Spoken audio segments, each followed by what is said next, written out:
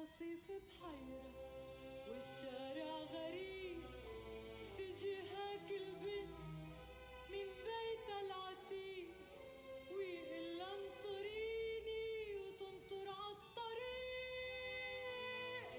ويروحوا ينساها وتدبل بالشتيق. حبيتك بالصيف، حبيتك بالشتيء، نطرتك بالصيف، نطرتك بالشتيء، وعيونك الصيف وعيون الشتيء ملقانا يا حبيبي،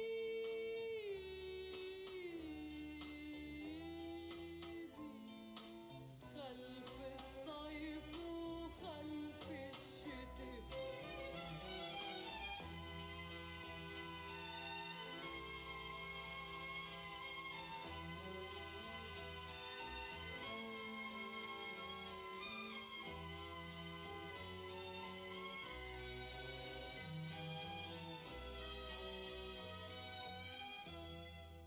مرقة الغريبة عطيتني رسالة كتبها حبيبي بالدمع الحزين، فتحت الرسالة حروفها ضايعين، ومرقت أيام وغربتنا سنين، وحروف الرسالة محيها الشتاء.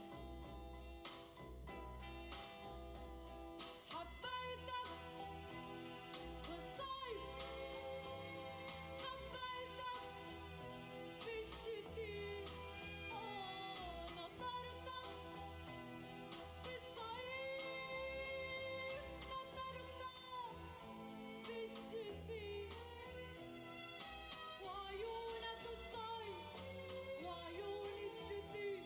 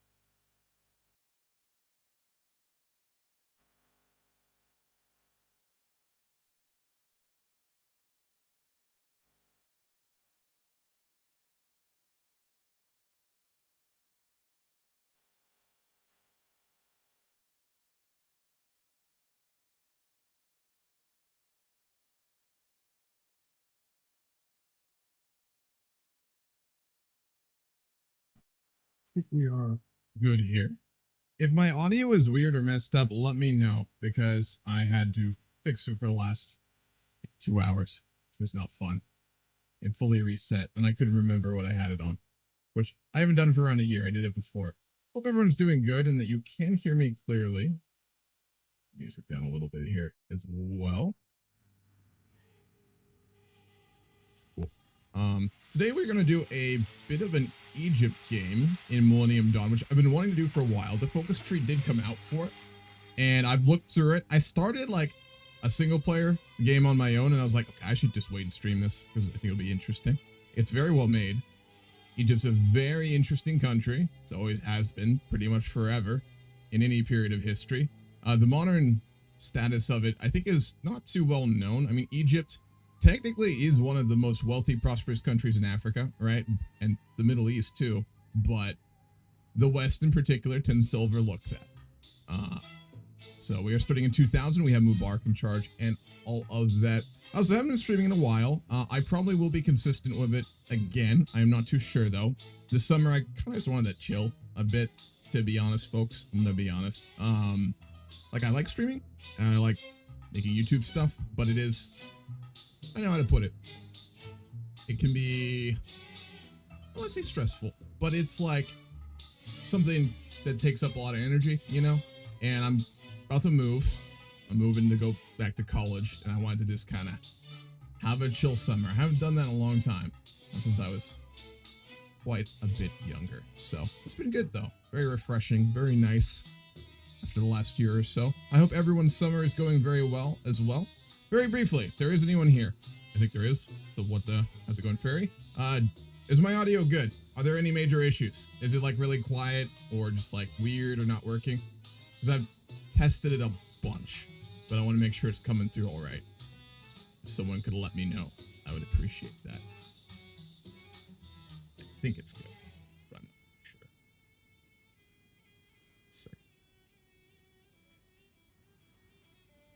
Sounds good? All right, cool.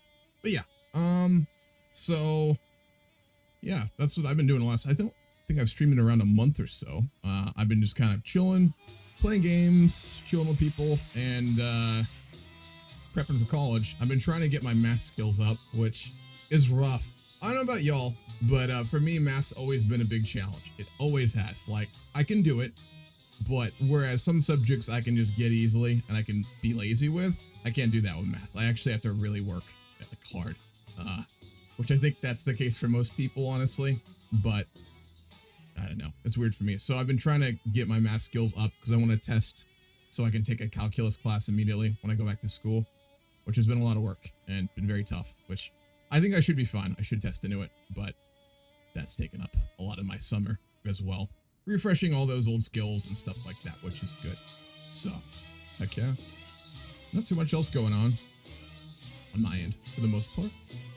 Again, hope everyone is well. I do plan to stream consistently, but we will see. I don't want to say I'm going to be doing it all the time from here on out, because I don't know where my priorities will be shifting in the future for a lot of reasons, but I do want to keep doing it. So, just want to get that out of the way before we start. Right. On to Egypt. So, they got a focus tree for Millennium Dawn. It's pretty freaking big, to be honest here. They got a huge economic portion. They've got a military portion. They've got an African Union tree, kind of similar to like the EU tree, but just obviously less intensive, a little bit smaller and less extreme. Just, I mean, kind of given where both have been at, right? I mean, the EU's got like, what, 3 or 4 decade head start on any other big union like that. I mean, it is conceivable and ever could happen very quickly and, you know, centralize and reform to the point of the EU, but it's unlikely.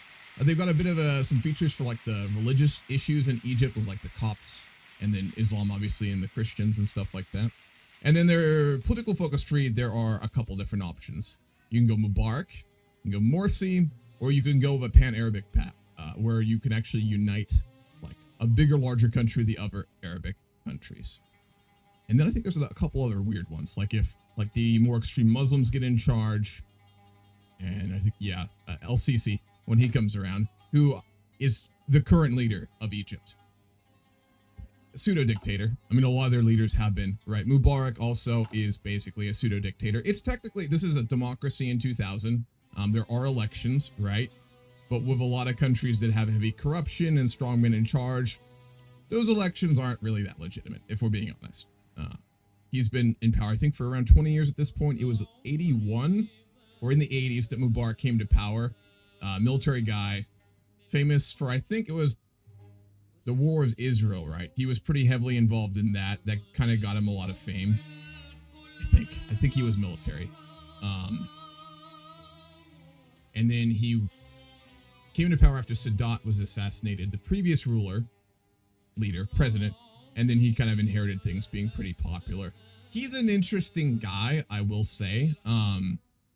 Not a good guy by any means. Kind of like, I think he's similar, but like less prolific than Gaddafi. But there's a lot of similarities between these two guys, I think, in some ways. Gaddafi was wild, right? I do want to play through their focus tree. Libya does have one now. It's pretty interesting. I've looked through it. I think that might be the next campaign I run in MD. Just because it is a lot of fun. I mean, Gaddafi's wild. If you've ever followed like the UN or anything in politics, and you're, either over the age of like mid-20s to 30s, or you just are really interested in that subject, you've probably seen or heard some things about Gaddafi. Dude was wild. And also very complicated. Like, he was a tyrant.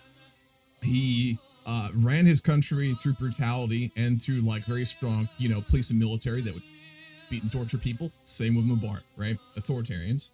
But at the same time, there's a good case to be made that both of them kind of did have good intentions, at least in the beginning, right? Especially Gaddafi. I mean, he came to power in like a kind of civil conflict, I believe, more or less. And he did push pretty hard for like increasing quality of life for people in his country. He did it a little bit. But, as with a lot of those strongmen who come into power, sometimes even with good intentions, as time goes on, they just get more corrupt and just less interested in well-being and more about maintaining their status, right? And I think Mubarak and Gaddafi are very similar in that way. They both ruled their countries for a very long time. Both were ousted in the Arab Spring, starting in the 2010s. If you're around my age, mid to late 20s, you might remember those. They were a pretty big deal right before I was in high school, I think, was when those were happening. And that's where there was a lot of calls within like the Pan-Arabic region for the removal of dictators and strongmen, which the Middle East in 2000 is full of, and even to this day, very much still has, right? You got the Syrians are run by the Assad family, which are dictators. You've got Saudi Arabia, which is run by the al-Assad family, which are dictators. Mubarak in 2000, now al-Sisi, dictators. Libya, Gaddafi.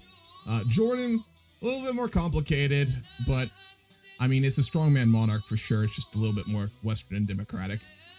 And then obviously Iran. So, kind of an interesting situation. But Libya and Egypt, I think both of the leaders in this time period have a lot of similarities. Again, if you've never seen it, Gaddafi has some pretty famous speeches. Most notably, I think he's probably most famous for when he spoke in the UN repeatedly. I think during like the American invasion of Iraq, and just basically lambasted the Americans constantly. Very anti-West, very pro African Union. He was one of the leading, if not leading figures in pushing for the African Union, which is an international organization, nowhere near as like influential, powerful, and wealthy as like the EU, right? But the African Union is still a very relevant global actor, right? And Gaddafi had a lot to do with that. So did Mubarak. Less than Gaddafi, but still very much involved with that. Egypt's kind of interesting in that way, along with Libya, in that they kind of have a foot in two places, right?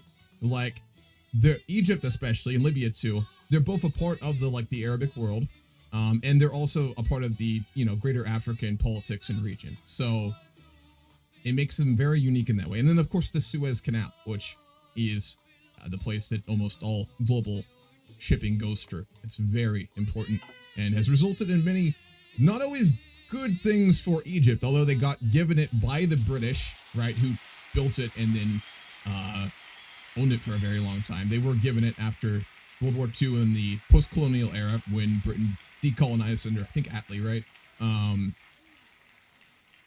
It's caused them issues, notably the war with Israel, where they were obviously one of the big things for Egypt in the last 50, 60 years has been the Palestine-Israel issue, given the border, right? Egypt is on the border with Israel and what used to be Palestine under the British. And that's obviously caused them major issues, like with the Six-Day War, I think it's called, right? Where Israel basically just decked on Egypt, essentially, for them under Sadat stopping, I believe, Israeli shipping through the Suez and stuff. So it's a very powerful thing to have, but given the lack of wealth in Egypt, it's like they almost can't make full use of it geopolitically in a way. So, all right, just a bit of, I want to give a bit of background on where we're at right now. Mubarak's still very much in charge. He, in our own world, has not been ousted until I think it was 2010 or 2011 or 2012.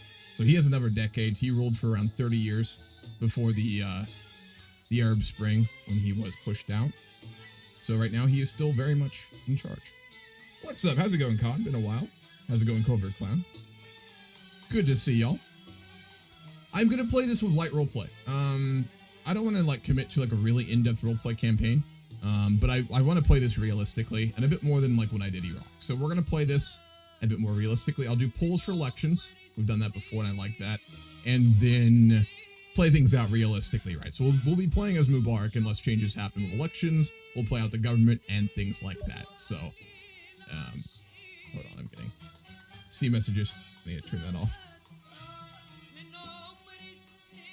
Not disturb. There we go.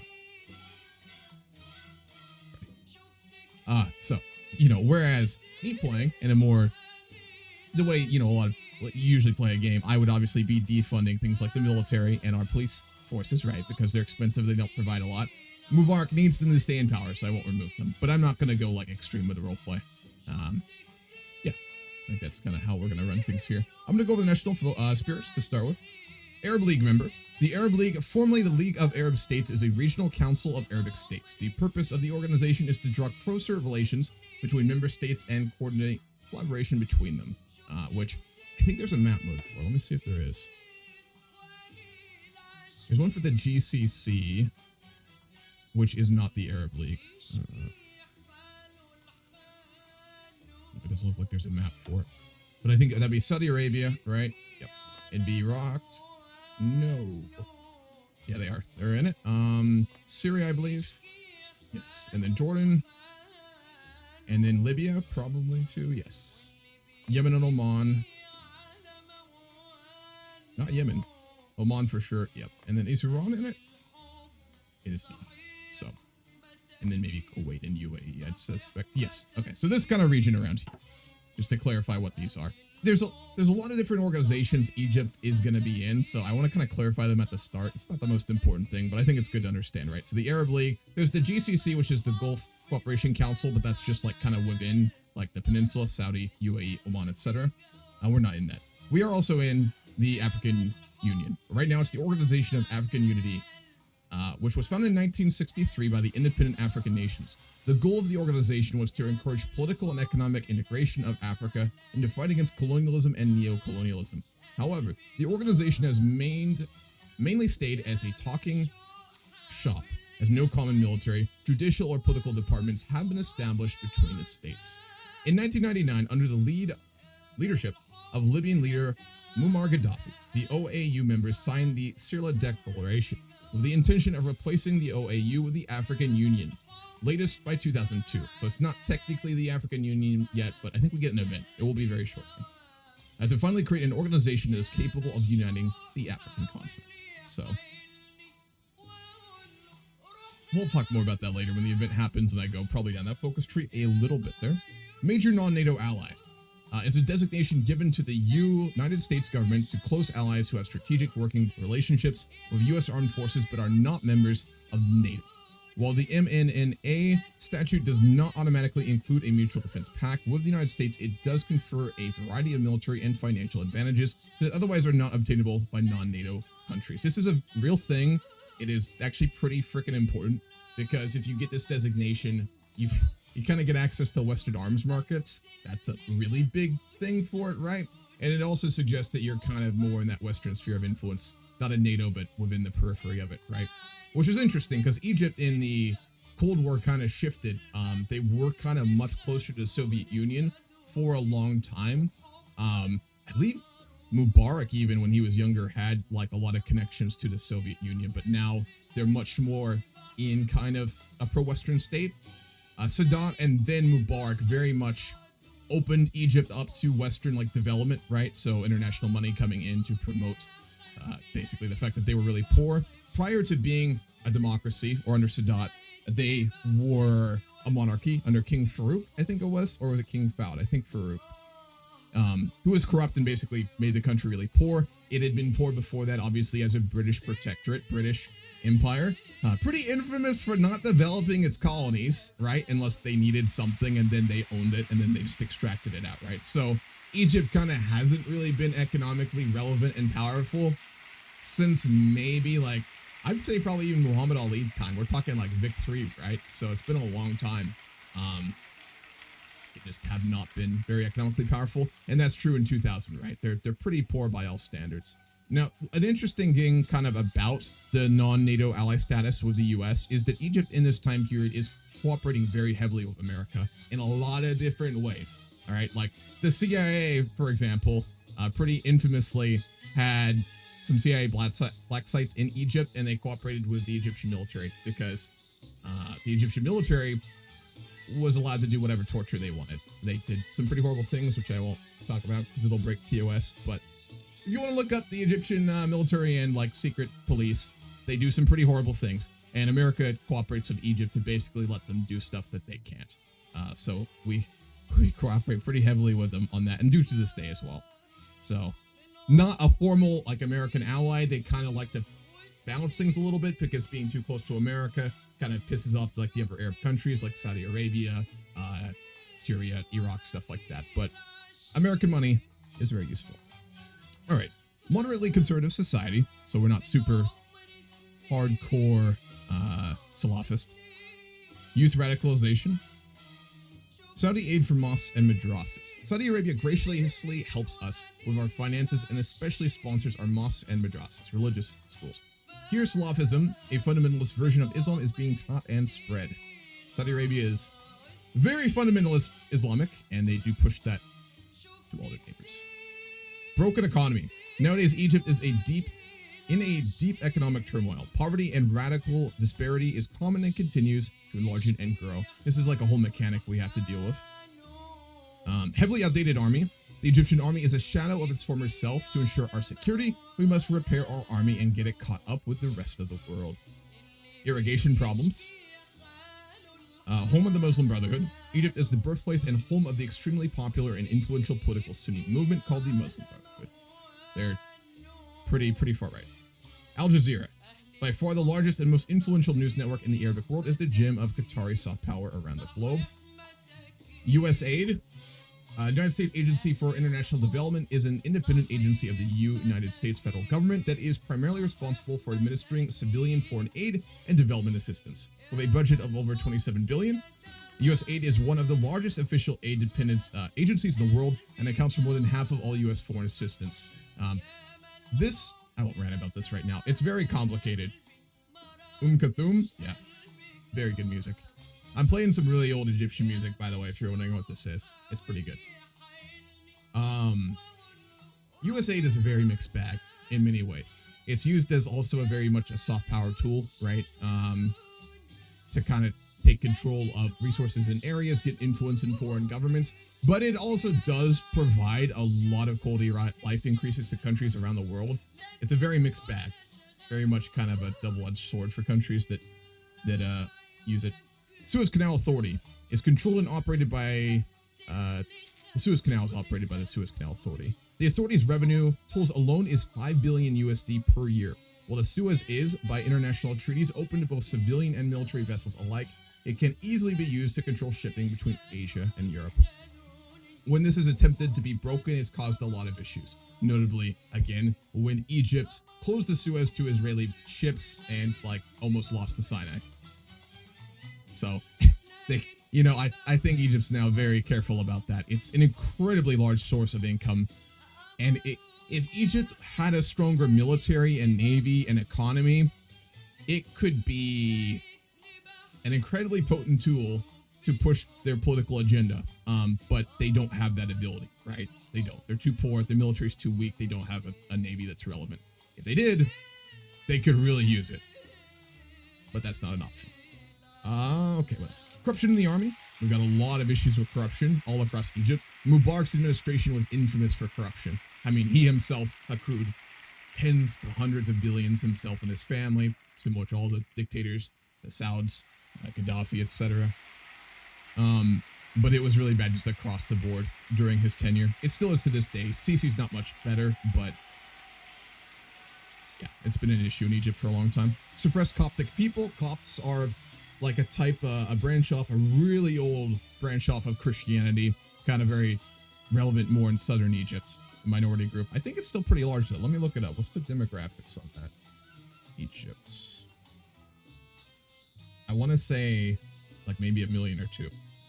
But I'm probably grossly wrong. Graphics. One moment here.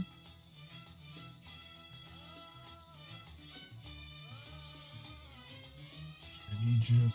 Okay, here we go. Okay, so around 9% Coptic. Larger than I would expect it, actually.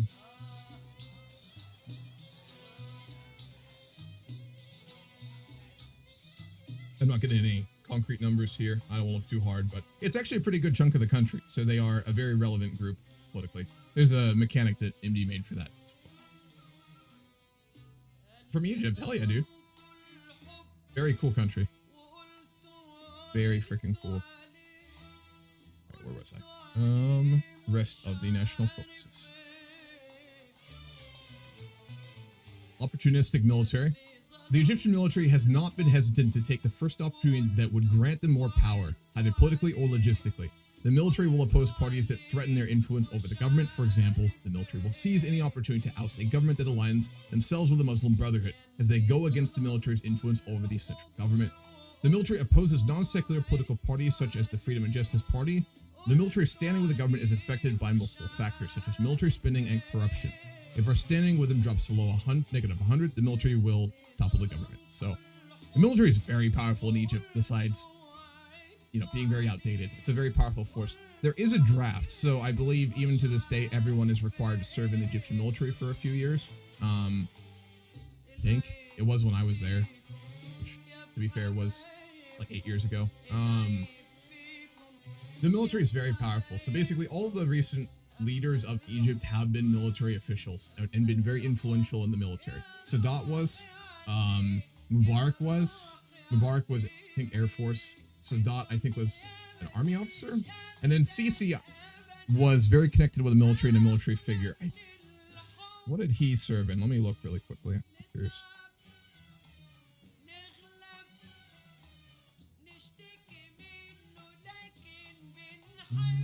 Head of state, there he is.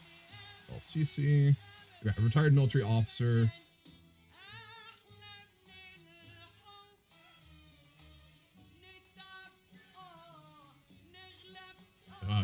He was a field marshal in the... No, that's after he took power. He was director of military intelligence right before Mubarak got ousted. And he was minister of defense before that. He served in the army. So again, military is very powerful. They kind of control politics. They're the most influential group. MD always gives you like those factions which are really powerful and relevant in your country, right?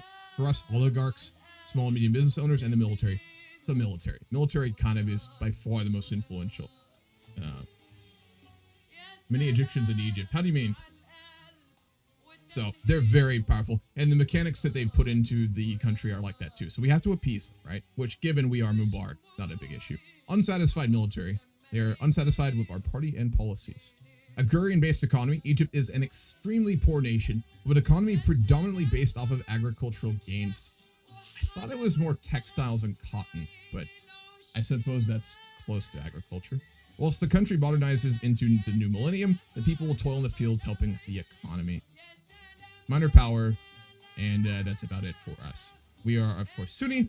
Stable growth right now. Really freaking high corruption. It's a 7, which is, I think, probably too low in 2000. Should probably be higher. It's really bad. We have a lot of funding for our police and intelligence services. We have very basic funding for education.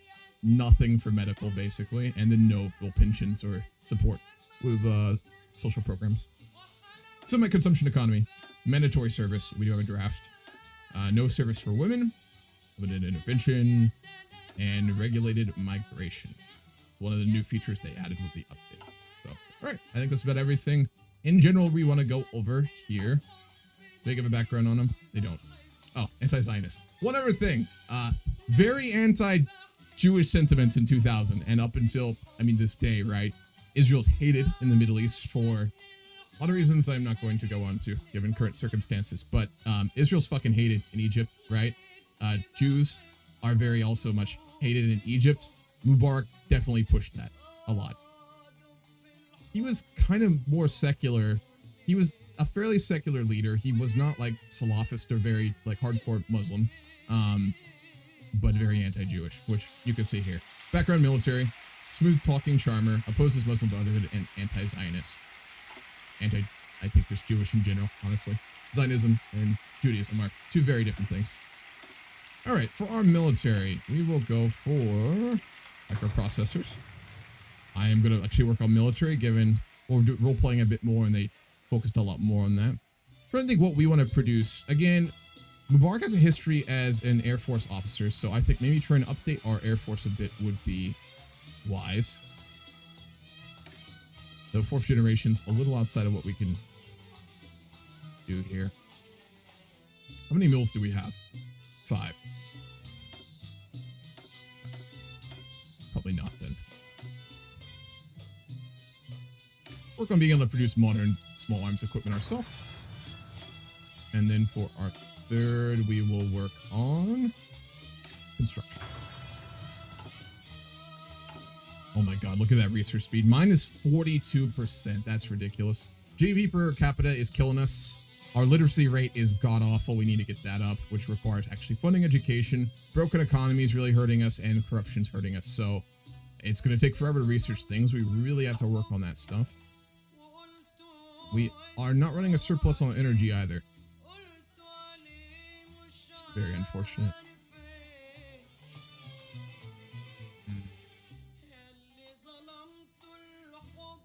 We could import it, but we don't have the civs to really make that a priority. I don't want to reduce it either. That's an unfortunate circumstance to start off with.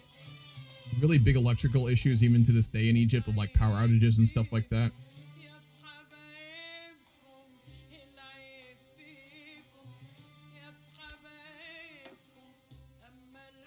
This will solve our issue. I'm going to go ahead and build a fossil fuel power plant. Where do we have infrastructure? In Cairo. We'll build it there.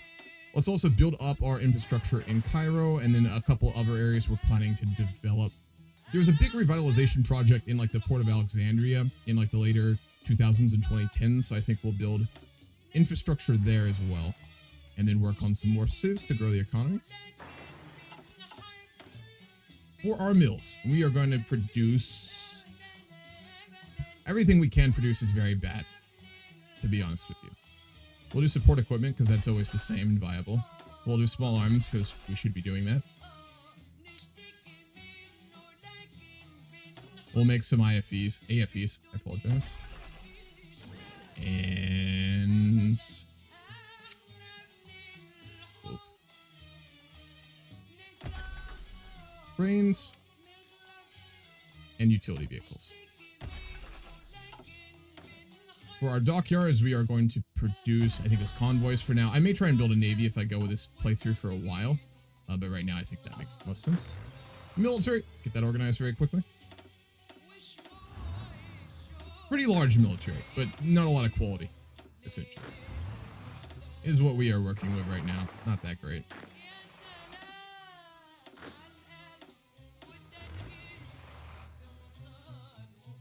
Well, I think I'll probably just mainly do garrisons for the moment. We don't have the threat of war of really anyone. And the only one that it could be potentially relevant would be Israel. So we'll put our tanks on the border there. And then special forces, I'll just do a fallback line around Cairo. Not a lot of good generals. I'll probably promote some more later, so I'll just throw these on.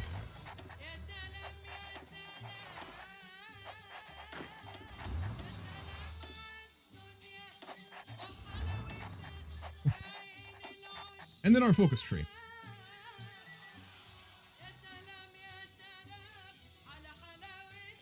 So what is really cool about like all the modern focus trees that they've started to do for Millennium Dawn is that they don't lock them. So like with a lot of focus trees, especially in like base HOI4, most mods and early Millennium Dawn focus trees, right? You kind of are forced to go down one political path, right? And it kind of assumes that you will always have like the same party or same group of power. This tree allows us to basically go down multiple ones depending on who is in charge. So while Mubarak's in charge, we can do this focus tree, and then if later elections change, we can do other things, which is very fun. And as a result, I'll do politics first. So we'll start with Egyptian politics. We'll deploy our Air Force. Pretty big Air Force, actually.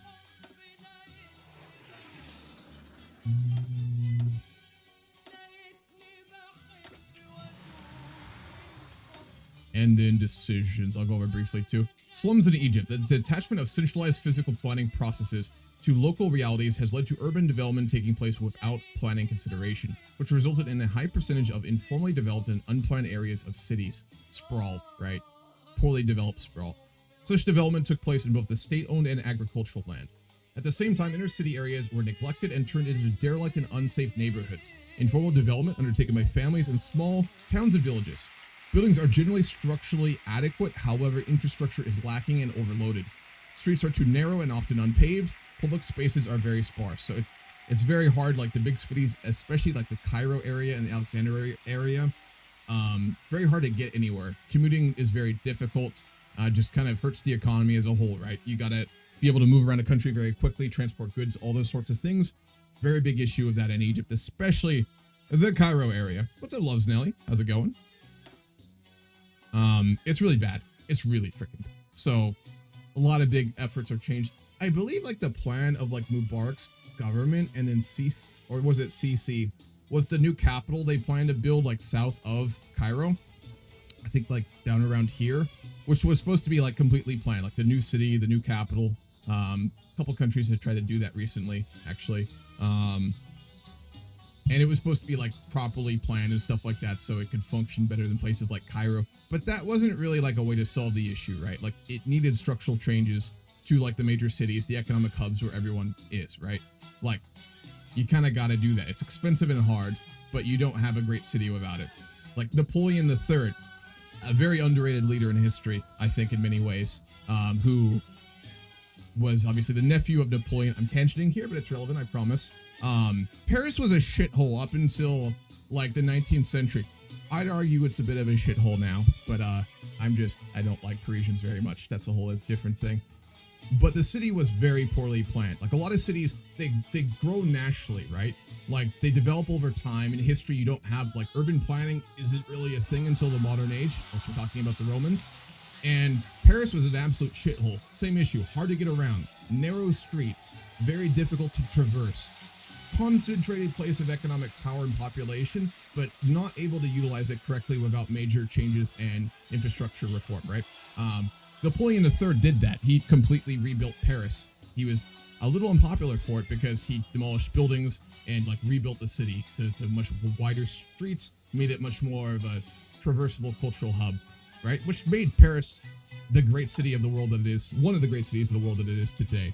Cairo kind of is like, it is historically one of the most interesting and important cities in some ways, but due to this issue right here, it's not really relevant, and it is just a shadow of what it could be. So anyway, Coptic people are Christian ethno-religious groups indigenous to North Africa and have primarily inhabited the area of modern Egypt and Sudan since antiquity. Remember that depending on their opinion, you will receive positive or negative effects. Also, do not forget about their influence. Try to keep it high. Egyptian military. The Egyptian military does not hesitate to make itself present in our nation's politics, and therefore their influence over our actions will determine their stance on whether they like us or not. If military internal faction is removed, a civil war will start. If your standing with the Egyptian armed forces falls below -100, they will take action to depose the government. We have a path to Arab unification. I will get to playing the game, I promise, but it's a really interesting country, and I want to do it justice here before we get going. There was a movement, I think, was it Sadat? I want to say it was Sadat, that actually briefly unified with Syria. Not Egypt. Syrian state. I think it was Sadat. United Arab Republic. No, I apologize. It wasn't Sadat. It was Nasser. Abdel Nasser. So this is 1958 to 1971, when there was a really big pan-Arab movement, right? Calling for like more unity, beyond just simple cooperation, like forming like a political state, which did exist briefly. It was just Egypt and Syria. It was very complicated. It was kind of used by Egypt to take advantage of Syria, I think. Correct me if I'm wrong, more than anything else. But like the premise of it was solid, and it had a lot of public support. Pan-Arabism has been a thing and is still a thing to this day. It's just not as relevant as it used to be. I think kind of the tragedy was United Arab Republic probably dramatically hurt the movement forever.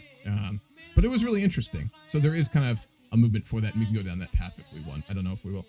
Literacy rates in Egypt. As a nation that struggles with getting its populace the education it needs, Egypt needs to manage their education budget effectively so it can reduce the malices of literacy rate dynamic modifier. I think our production gets hurt, if I recall correctly, our productivity, and then our research speed is hurt really badly. At a literacy rate of 95%, Egypt will lose this mechanic. This mechanic will return should the literacy rate fall below 90. So it's only 60% right now. Our literacy rate is really freaking low. It's really good for Africa, but it's really low for global standings. Agricultural system. Egypt currently has a large amount of the population who are working in the fields. The amount of workers who are happy to labor in the vast expanse of arable land is dictated by our literacy rate. The higher the rate, the less workers will have to work in the agricultural sector. HOI4 nationals and military. That's interesting. Our generic political decisions, and then that's about it. Our Islamic stuff as well, of course. Didn't think we were in the GCC. We could join it. We could actually join the GCC. That's weird. Formed in 1981, the GCC, Gulf Cooperation Council, is one of the most prominent intergovernmental organizations in the Middle East. It seeks to bring together the majority of the Arab states of the Gulf to a political and economic union, while the members of the GCC... That's not quite accurate. Economic further cooperation, there were discussions of like unified currencies and unified market and banks, but it never really happened. Well, the members of the GCC share similar forms of government and have normally adopted similar foreign policies. Disputes between the various members of states have presented a barrier to greater integration. It's just never really gone anywhere. It's relevant, definitely, but it just has not gone that far ever. But we can do some fun stuff with our focus tree. Alright, cool. I will actually unpause the game. What is up, Kamikaze Gopher? Good to see you. Hope all is well. Hope all is good in the West. Okay, so let's think for a moment. Let the game run a bit, but hear about what we want to do. So I want to do like a bit of a light roleplay game, like I said. So we're going to roleplay from the perspective of Mubarak, as long as he's in power. Given, like, he has support from the military and certain parties, right? But he was really kind of his own man, right? Similar to Gaddafi and all the other authoritarians in the Middle East in the era we're playing in, where they've got supporters, but they're really a separate entity that gets to rule how they want. We have to listen to the military in particular, though. For Mubarak, at this point, he's pretty fucking corrupt. He's been in power for around 20 years. Not the most competent guy, but not incompetent either. We probably want to continue to expand our military, try and modernize it a bit more, maybe seek greater cooperation with the West and America. I think probably he did a lot of that.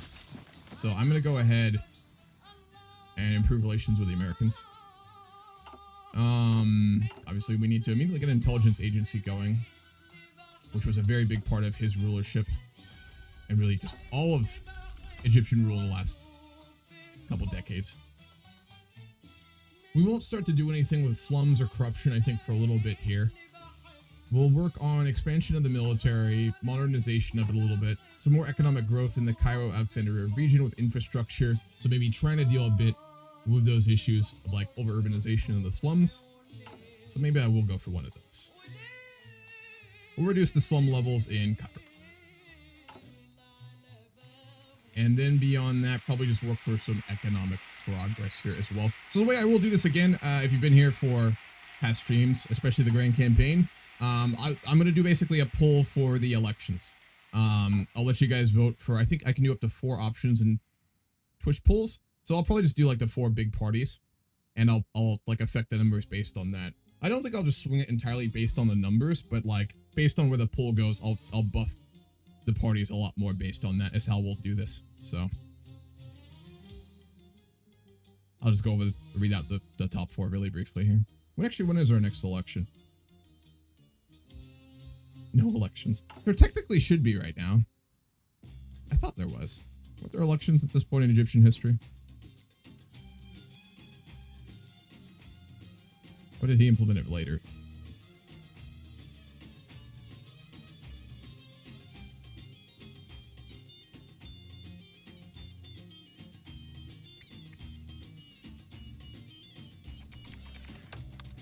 No, I'm wrong. It was 2005 when the first one happened. Under the Mubarak era, the Egyptian presidential election of 2005 was the first ever multi-party, multi-candidate contested presidential election in Egypt's history. I'm completely wrong. Made under the 2005-2007 constitutional amendments to the 71 Constitution of Egypt. Despite its significance, the election was marred by voter fraud, ballot stuffing, boycotts, intimidation, vote buying, and protests by opposition groups, leading to a turnout rate of only 30%. Wow. Okay. So not even a real election then. We'll wait on that then. We'll see where our political tree goes first.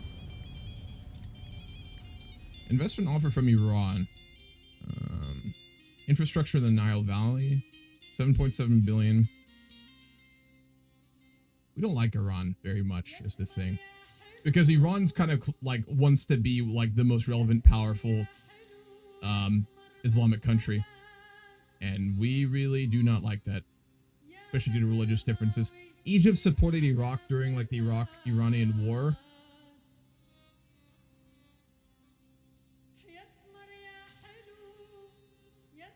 I'll decline it. I think that's probably more realistic here. We're cooperating much more heavily with the Saudis at this point. With our political power, we're going to start to save up some of that. I think the first thing we probably should do is to try and get a better market cycle. We got stable growth right now, which is good, but you always want to try and get to fast growth if possible. So we'll work on that.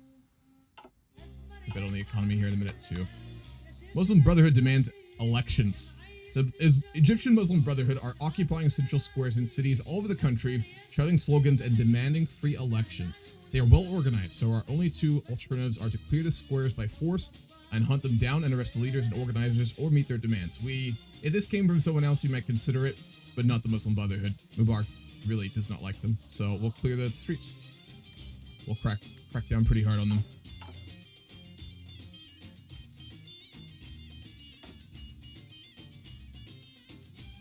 Do a Mubarak here.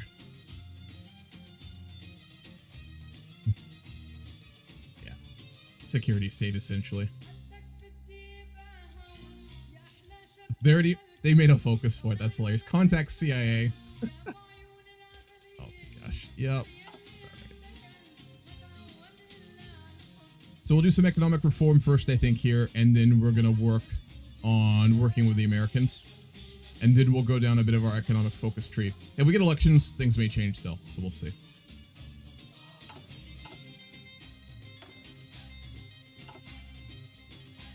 And then I will max out that speed. We'll see what my computer can run high speed here.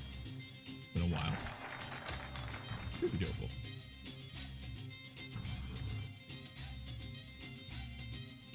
Egyptian politics. Egypt is a land of ancient wonders and modern complexities. From the majestic pyramids of Giza to the bustling streets of Cairo, the country is a vibrant tapestry of history and culture. At that time, Egypt is under the rule of President Hosni Mubarak, who has been in power for nearly 20 years. The political landscape is characterized by a strong centralized authority, with Mubarak's National Democratic Party holding a firm grip on the reins of power. Despite the outward appearance of stability, there are undercurrents of discontent and calls for political reform. Opposition parties and activists sought to challenge the status quo, advocating for greater political freedoms and economic equality. Amidst this backdrop, the Egyptian people navigated a complex terrain of tradition and modernity, striving for progress while honoring their rich heritage. The Nile River flowed as it had for millennia, carrying with it the hopes and aspirations of a nation seeking its place in a rapidly changing world. That's very well written. That's very well written. Very nice.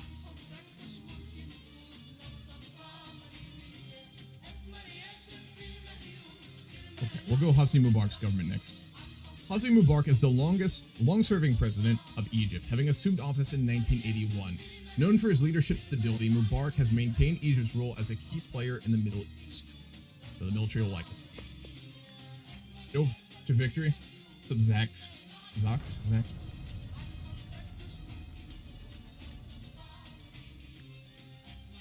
Okay, so we do have a fuel crisis.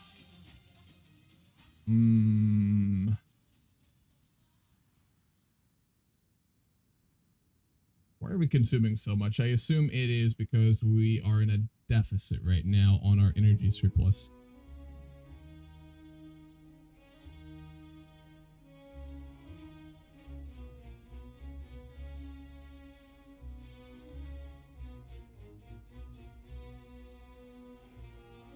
I think that is what is going on right now.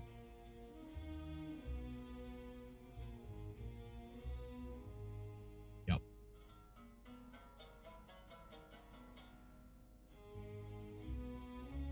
No. It's because our fossil fuel plants consume fuel. That's the issue. So I'm actually making the issue work by building another one. Worse. Because we don't have any oil resources, I don't believe, do we? We have a little bit, not a lot.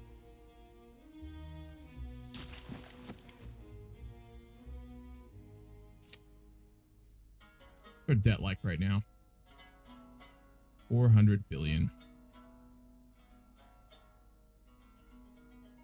Oof. Okay, yeah, we do have a broken economy, that is for sure.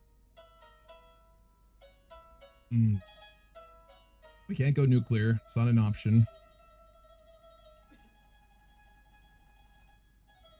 We could go renewable, but that would take too long and be too big an investment of resources. You're gonna have to use a bunch of civs for this shit, probably.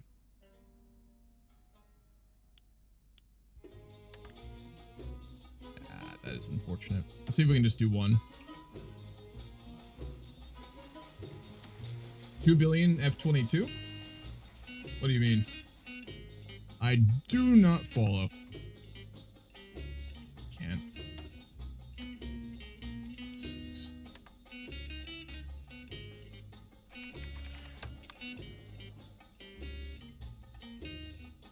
Never investment offered from Iran. We'll decline that as well. Yeah, we'll need to go for 3 actually.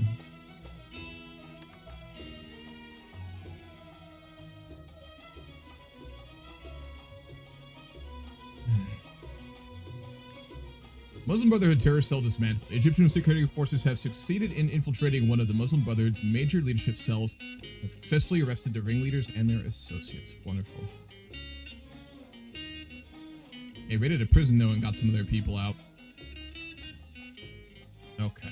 Very politically charged situation right now. The infrastructure increase in Alexandria would help a little bit, but it's so negligible. Let's look at our focus tree. Do we have any options for like how to deal with the fuel crisis? That is our biggest issue right now, I think.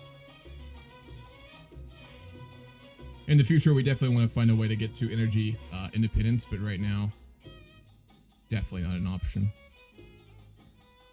Telecom, tourism sector, agricultural, WTO. Egypt's not in the WTO in 2000? Hold up. I didn't know that. We've been a member of the WTO since '95. Yeah, we're already in it. That should not be a thing. I mean, I'll take those bonuses. They're very nice, but we're already in it. Yeah, funding more oil. Okay, here we go. 7 oil. And then we can make some deals with the other Gulf countries. We get to choose who's gonna basically extract our oil. I hear BP is really good. They're really environmentally, you know, they care a lot. We might need to do this first, not gonna lie. This is kind of bigger than politics. We'll do it after this one. We'll run a bit of a deficit here on fuel, and then I'm gonna go straight into the economy and try and work on our fuel crisis. We'll park forever.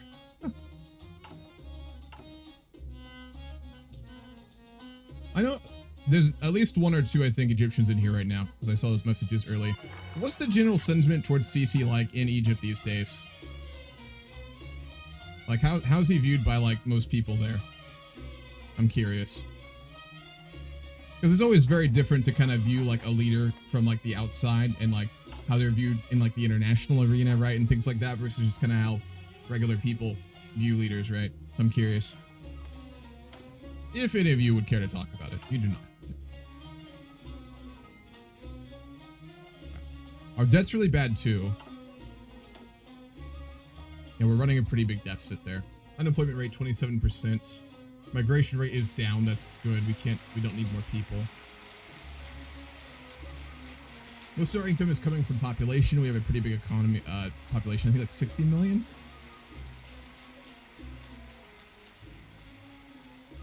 Yeah, 67 million people. We might need to increase our taxes. Our stability is high enough we could do that. Ooh, radicalism is growing. And most of our costs are coming actually from welfare, even though we barely even spend on it. Broken economy is our big issue, though. How do we get rid of that? I assume the economic focus tree.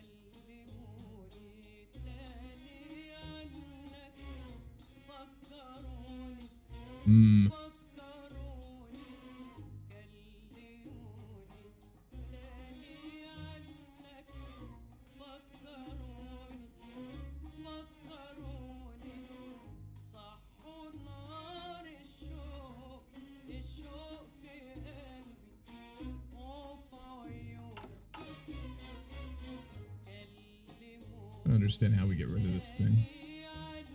Can be fixed by completing economic policy focuses.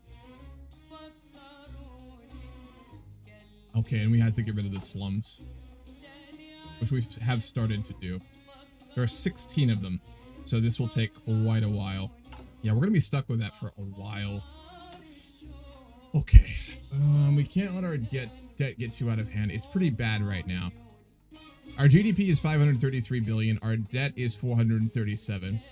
It could be worse, but it is pretty high, especially given how poor we are, and we don't have a lot of like potential for growth with our civs.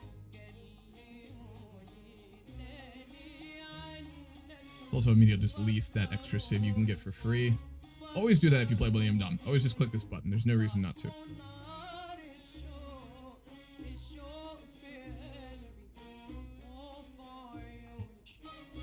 There's not a lot of good choices here. What would Mubarak do? Besides run up the debt.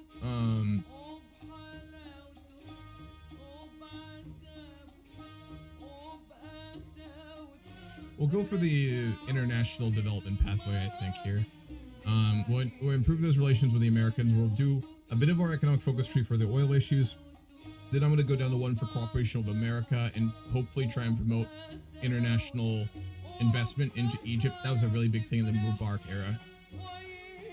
And then ways to generate more income, we probably just have to increase our tax rate. But before that, we do have the political power to go ahead and go into fast growth, which will help us a bit here. We bit. And I'm going to increase taxes, which is not doing a lot, to be honest. The only country that appears to be very interested in investing in us is Iran, which we don't want. Trade agreement with the Saudis, we'll agree with that. Saudis have a lot of influence in Egypt at this point. Okay, we'll go economy next. Time has come for our government to focus on economic affairs. It's going to put us into a boom as well, which will help a lot. I never will spend the PP on this usually, but if you get it through focuses or events, it's always very nice.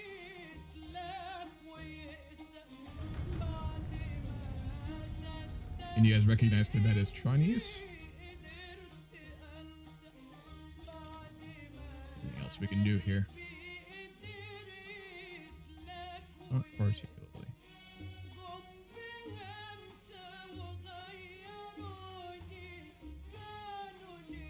Non-elections.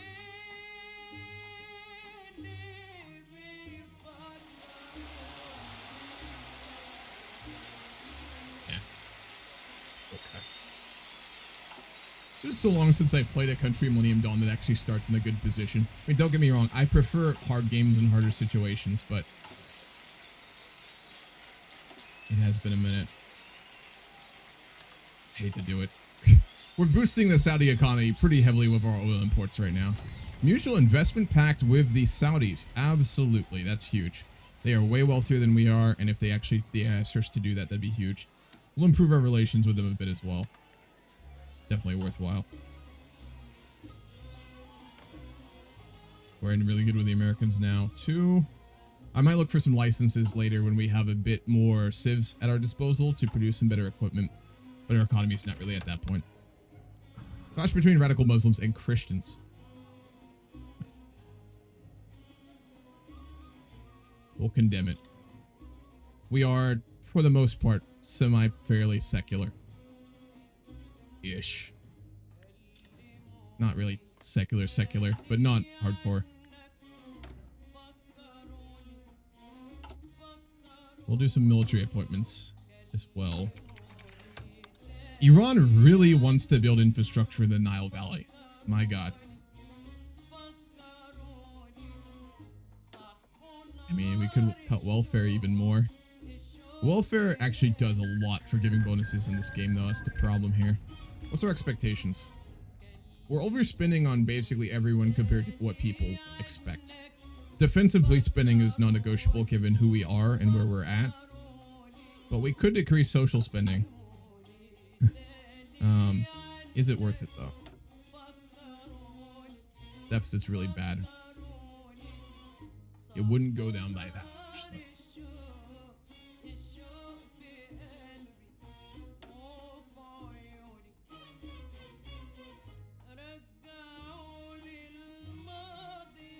There's no good options here. This is going to be one of those starts I think we just actually have to run up the deficit and just expand and go down our focus tree and let that save us. So I'm not going to do anything too radical here for the moment. We'll mostly just keep the ship steady.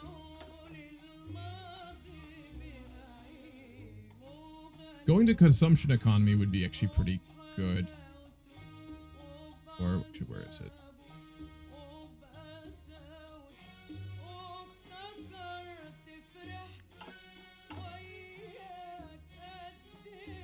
We don't extract enough to make this innately worth it for the goods alone. But a decreased tax cost would be very nice. We'll go for an export economy. When we can. 300 political power won't take too long.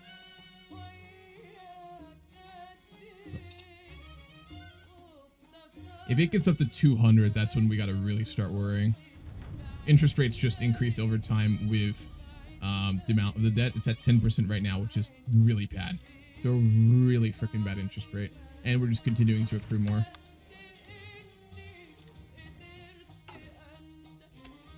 Yikes.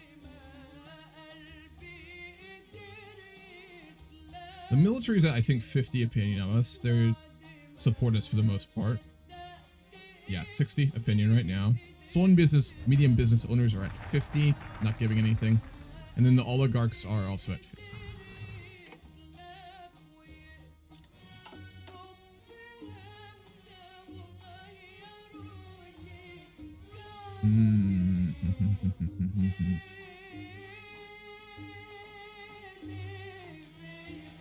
We can actually get even more oil from exports.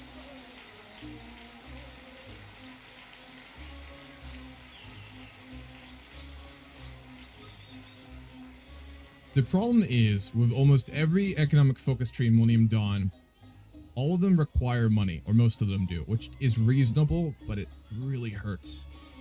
Yeah, we got to go down this route, but it's going to cost us like billions and billions and billions. Which one is better to do first?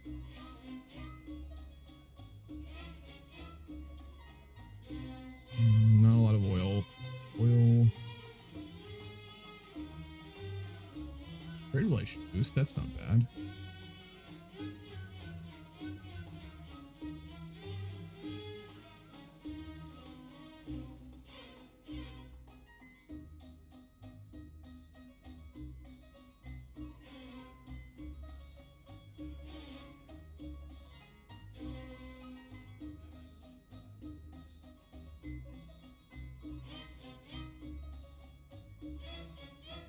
Putting more oil. We'll do that one first. Our land is rich in oil.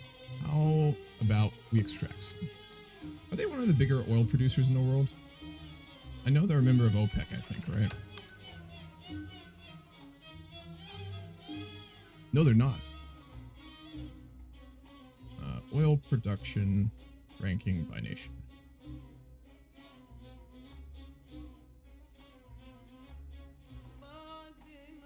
USA, Russia, Saudi Arabia, Canada, Iraq, China, Iran, Brazil, UAE, Kuwait, Mexico, Kazakhstan, Norway, Nigeria, Qatar, Libya. They're really low. They're 27th globally for oil production.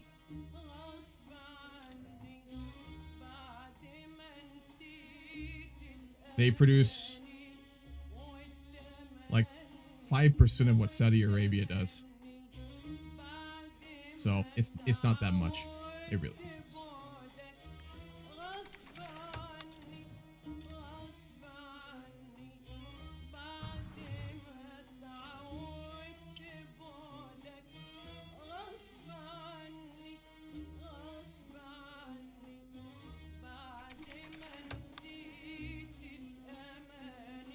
The Egyptian people grow more socially liberal. The policies of our government had started to change attitudes in Egypt as relatively progressive values have increasingly taken roots in our country's people. The youth especially have started to adopt more relaxed attitudes towards their religion, and Islam has come to influence their everyday lives less than the case of previous generations. Moderately conservative society will become moderately liberal society. Wow. I bet this is a lead into the Arab Spring events. That's what this is. Alright, we've almost cleared our first slum in Cairo.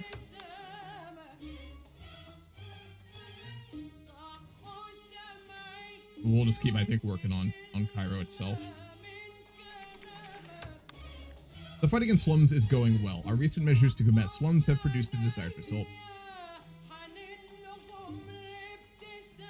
Oh, it goes up every time. Of course it does.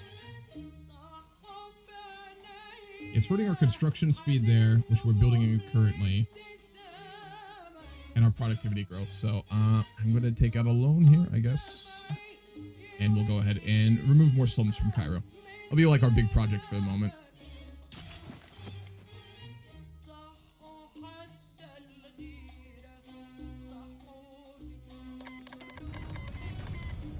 Libyan civil war. Whoa. Okay. We'd support Gaddafi for sure. The National Transitional Council of Libya is currently fighting against Muammar Gaddafi. I'm not completely wrong on this. Gaddafi and Mubarak were fairly close, right? Let me make sure.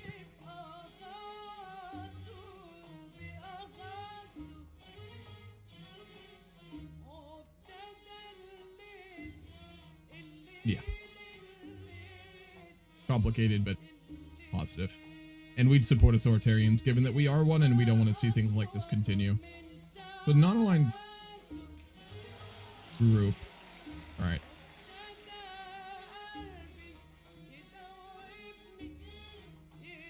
Can't send forces yet.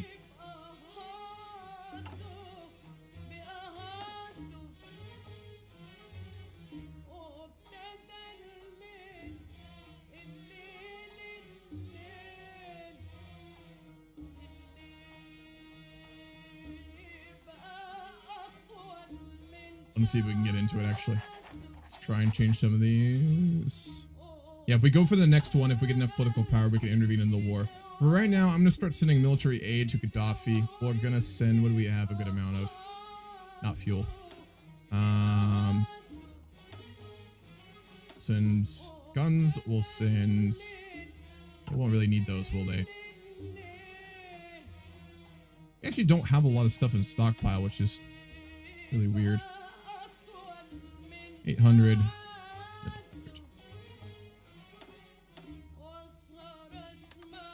And then we'll send an attaché when we can as well. What's up, Carl? Holy fucking shit. How are you, dude? That's a name I haven't seen in a long fucking time. How are you? You're going to Switzerland. Hell yeah, dude. Just on holiday or are you moving? In the UK? Hell yeah. Euro trip. Sounds like someone got a Euro rail pass. That's what I'm hearing right now.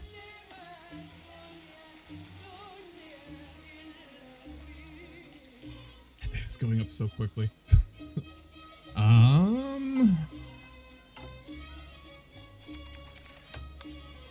Dismantled another Muslim Brotherhood cell.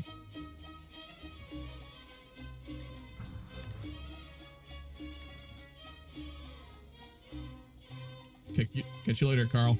Good to see you, man.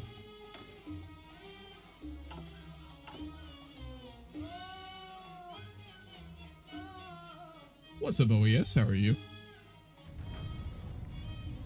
Submarine disaster.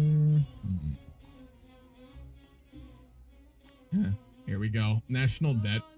Our government is currently acquiring more and more debt. We have recently hit a milestone that we are now paying more than 10% interest in our current debt. We get events. Some of them are really bad. We have some options to get out of this. We can't take any of them. IMF loans are so fucking bad.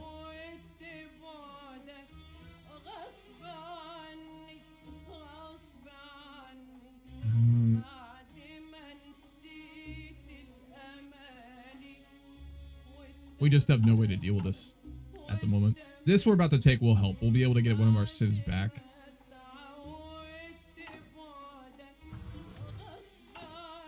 We need more GDP to reduce that percentage and lower our interest rate. We need more buildings is what we need here.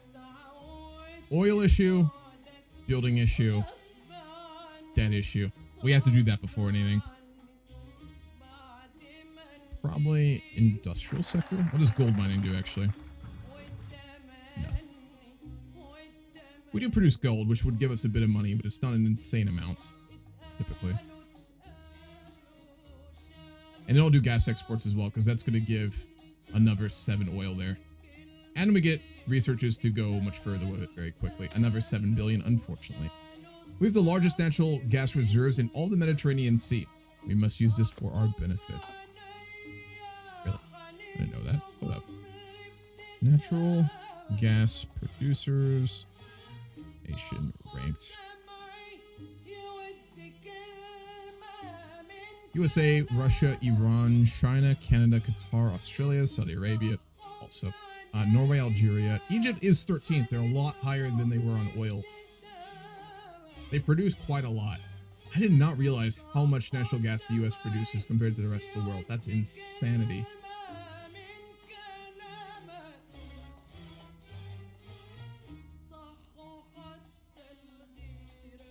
Holy shit. But yeah, that's a good source of income. We'll go for that too, because it's treated as the same as oil and it is used for energy. So hopefully we can reduce our imports from Saudi a bit more with that. If we can. Yeah, we can. Wonderful. You're finally back from on the streaming grind again. I don't know about grind. I don't know if I'll ever do that again, but I will be streaming. I'm going to try and stream more. Oh yeah? It has been a little bit. I am glad I took a little bit of a break though. Kind of have been doing that off and on for the last probably 5 or 6 months. It's been good to be able to focus on other things. I will also work on YouTube videos again. I have been actually recently again. It's been a while. See how low we can get our oil imports here. Hopefully we can sustain that until we get our next focus done. That'll free up a bit more civs. What's our tax cost at right now? 13 at 52. That's really bad. Probably should reduce the corporate tax rate then. And then I do want to change that law for our economy. Gaddafi is doing very well. It looks like we won't even really need to send volunteers. I won't bother to send an attaché. He's doing fine. He's going to probably win. If it gets worse, we'll send in volunteers. What's up, Lollipop? How you doing? Will you ever try and make Big Kurdistan? They have a tree now, right? No, they don't. If they get a tree, I will. Gaddafi be like, missiles need to be pointy, not round.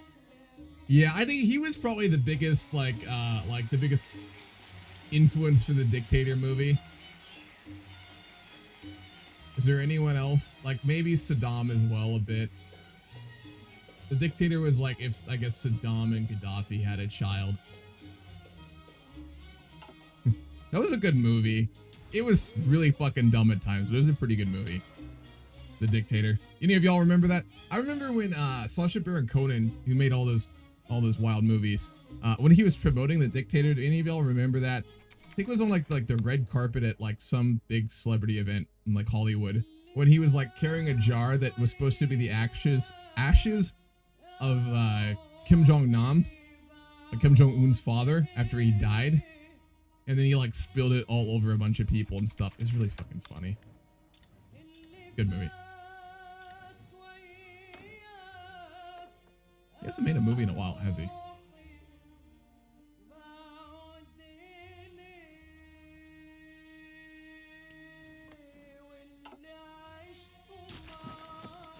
Uh-oh. And the Tuaregs also revolted. Those are Bedouins, right? That'd be like the Bedouin clans. Okay, Gaddafi is actually in very bad shape here. We're gonna go in. We'll go global interventionism, and we'll send an intervention force. We can send only 2 divisions. What's our best we have? This would be a pretty big deal internationally right now, right? Libyan civil war. The West would be probably posturing heavily against Gaddafi. We have to balance our relationships with the West with like our support of authoritarians in the, you know, Arab circle. So we'll send in special forces, I think. Sending like armored divisions would be the best, but I think roleplay wise, probably special forces would make more sense. Except they're so fucking bad.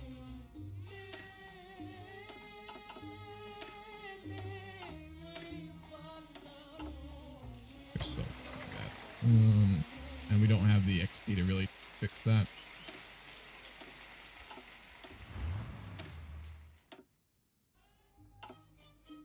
Just so we like balance roleplay and actually being able to do something with the game mechanics, I'll do 1 special forces division, and then I will do 1 armored division.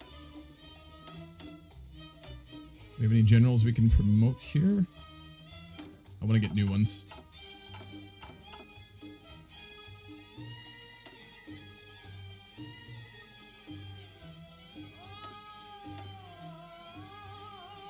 That's a pretty good roll. We'll run him. He doesn't have good stats, but that's expected. And then we'll send him with an expeditionary force. And some of our volunteers as well. So we are formally going to be intervening in the Libyan civil war to support Gaddafi.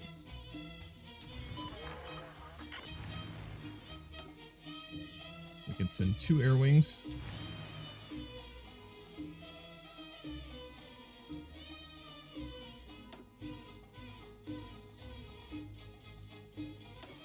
We only have light multi-rolls.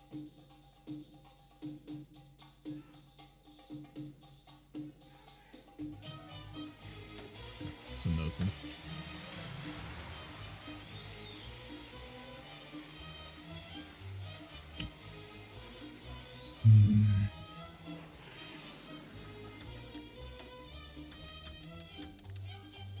One on air superiority, 1 on close air support. They don't. The rebels have almost no fighters. We should shoot these down very quickly. And then our forces did just get to Tripoli.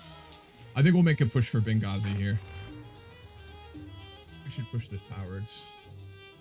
How do the Bedouins have fucking APCs and tanks? Okay.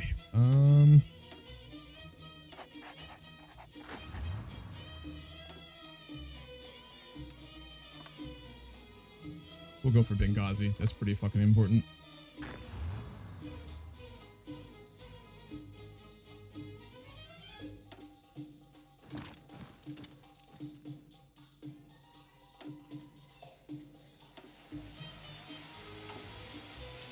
Bit more time when we have it.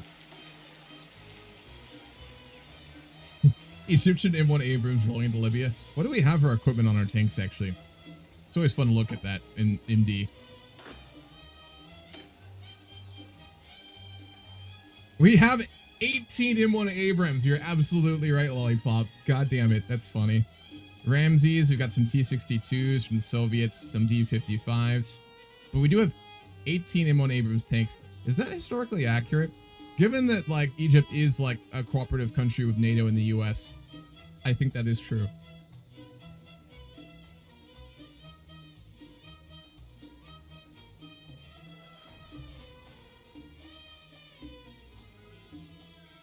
I'm gonna share my screen here. Kind of interesting. I always find this stuff at least to be very interesting.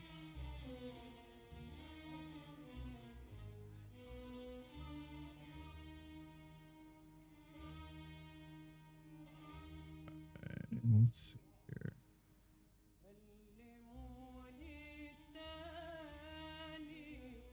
here. They're clearly importing a lot of equipment from us.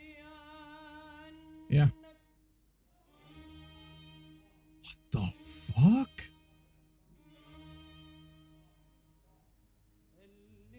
They have a lot. Since 92. Yeah, that's what I thought. They have this for a while now. In later Mubarak period, since we started working heavily with them. Currently, they have 1360. What's the source on that?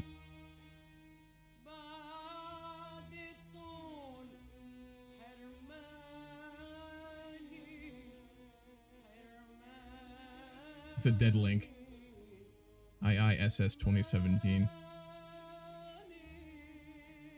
That's a little sus. I don't know about that, but they clearly are using a lot of them. That is interesting. So that's historically accurate. Press O, I think, for the entire army. There you are. You're very right.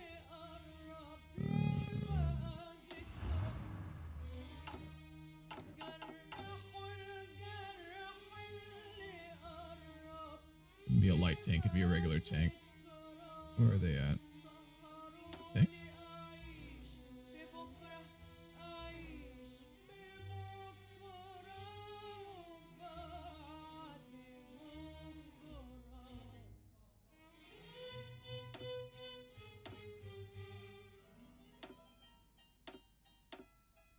Is it bugged?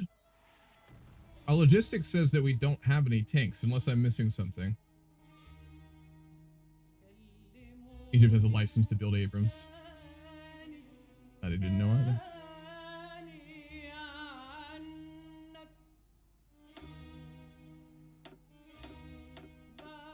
That's weird. Yeah, logistics says we don't have any tanks when we literally do.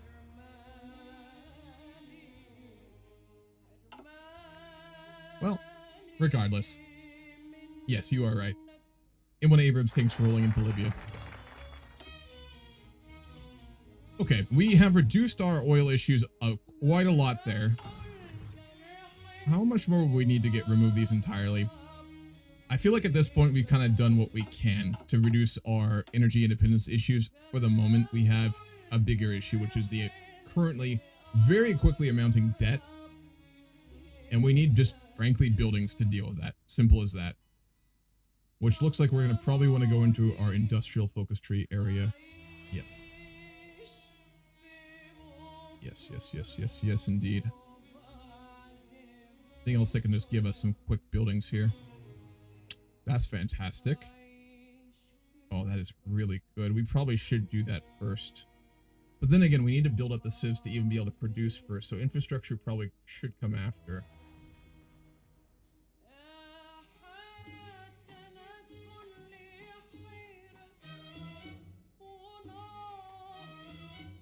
And the irrigation issue.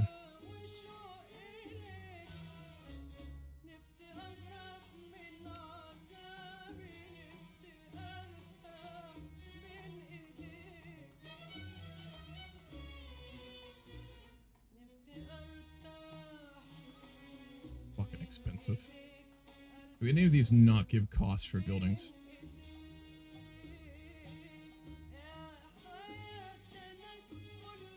They are very expensive. It used to be in Millennium Dawn that you could just get buildings for free, but after they implemented the economy system, which I really like, it's really cool. No, you don't get them for free anymore. What about the US? Will Data USA give us money? Yeah, additional income, not a lot though. These are really good, but do not solve our current issue. Asking for investments would be massive though. We're not at the point we want to reconcile, like, with Israel, though. That's the problem. There's a free civ. We'll go for this first. Domestic economic reform. For us to see Egypt prosper, we must start to conduct local economic reforms. Sorry to bother you. Let me ban this dude. Hold up.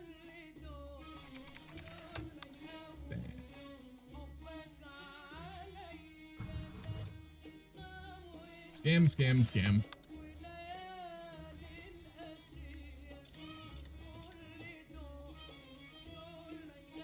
Iran really wants to invest in us. They have a bad relationship with Egypt right now. I'm convinced of that, but I'm going to check just in case. They've been rivals for a long time. Alright. Yep, post-Islamic Revolution, very hostile. Ties between the countries among the largest and most influential in the Middle East were turned hostile once again after the Islamic Revolution in Iran in 1979. Diplomatic relations between the two severed in 1980 following the admission of the deposed Shah of Iran to Egypt. Yep. And Egypt's recognition of Israel. Egypt's 79 peace agreement with Israel also led to tense relations, and Iran ceased direct flights to Egypt. Egypt is the only Arab country without an embassy in Iran. Contentious issues include Egypt's signing of the Camp David Accords, yeah, and its support of Iraq during the war with Iran. Yeah, okay, so it wasn't until 2007 they got a bit better.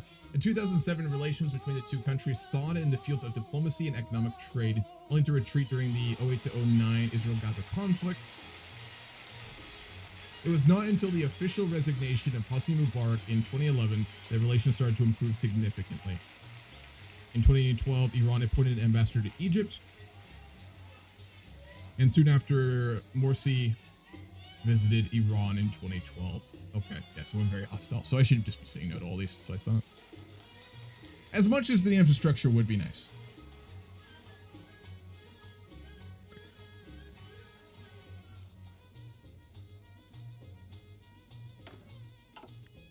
Oh, we're still running an oil deficit.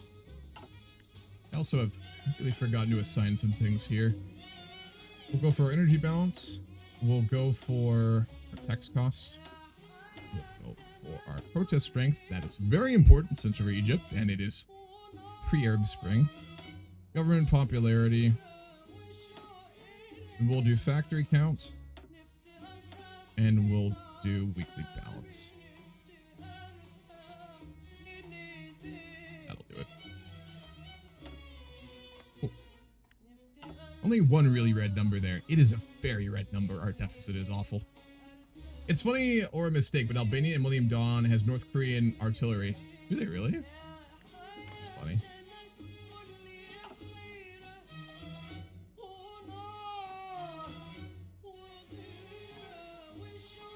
Hopefully it doesn't crash my fucking game.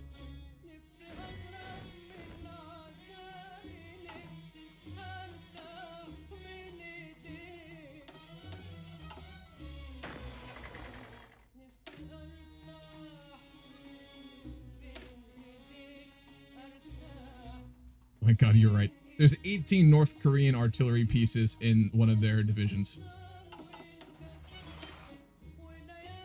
A lot of Chinese equipment too. Yeah, it's funny. Is that real? Can't be. There's no way. I'm gonna Google it though, just in case. North Korean arms deal Albania.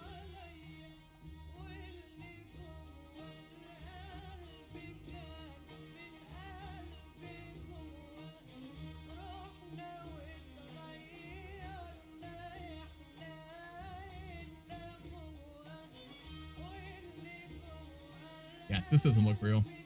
There's a Wikipedia page on Albanian North Korean relations. You gotta love Wikipedia and the internet. Everything you can think of is going to be in detail. I'm going to read this just in case this is real, because that would be hilarious.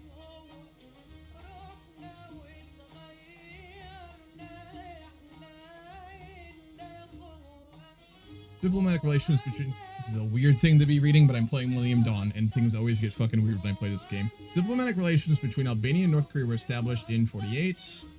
Or 1.5 months after the DPRK was proclaimed. They were both pretty isolationist and Stalinist. And during the Korean War, North Korea and the Korean People's Army were supported diplomatically by Albania. Didn't know that. They were articles which North Korea criticized Tito's Yugoslavia and took a side with Albania during the Korean War.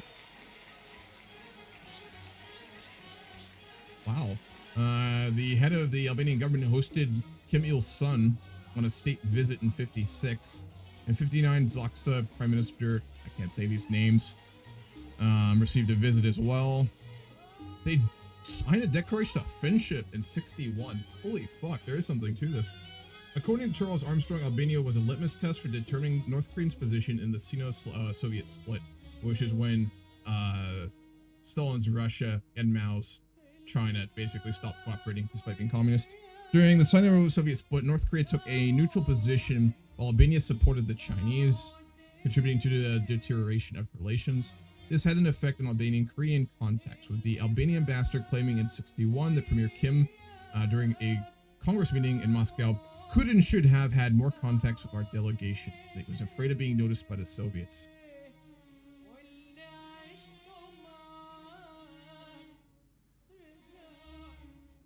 In 70, relations deteriorated.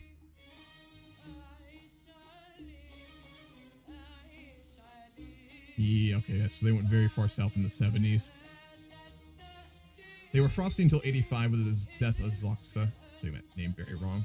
Relations are almost non-existent after 1990 due to Albania's establishing relations with South Korea. So that actually might be a little bit of truth to that artillery. That's insane and kind of hilarious. Weird. But to be fair, my knowledge of Albania is almost non-existent. Besides the fact that they have a very good general at the start of EU4. What's the name of that guy again? Like the Mega Chad, like super general? Used to know his name. Skanderberg. That's the one. Yep. Skanderberg.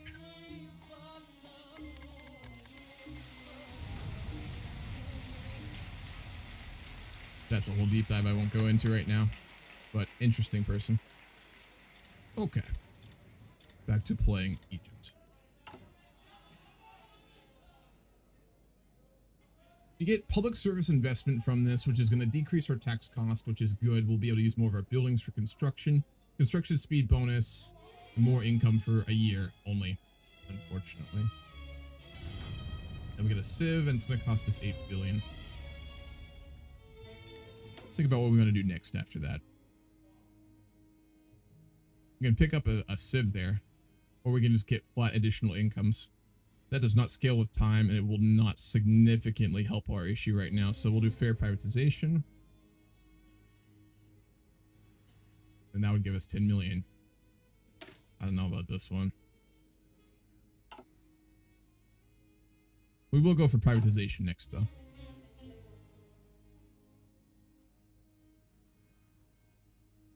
The music up a little bit here, too.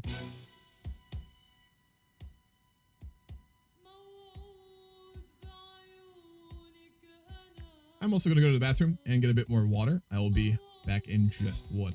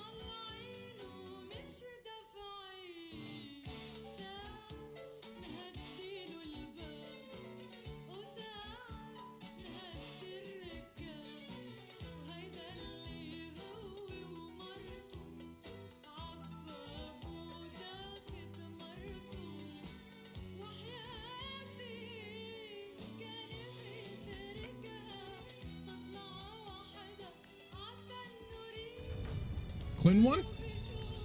I did not notice that. He did. Captain of Industry?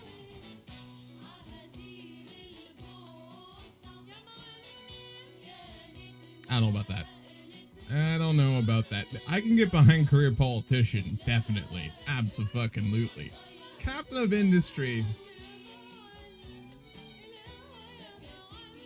I think to attribute the financial successes of America in the 90s to Bill Clinton is questionable. Well, would agree. I don't know. I don't know about that.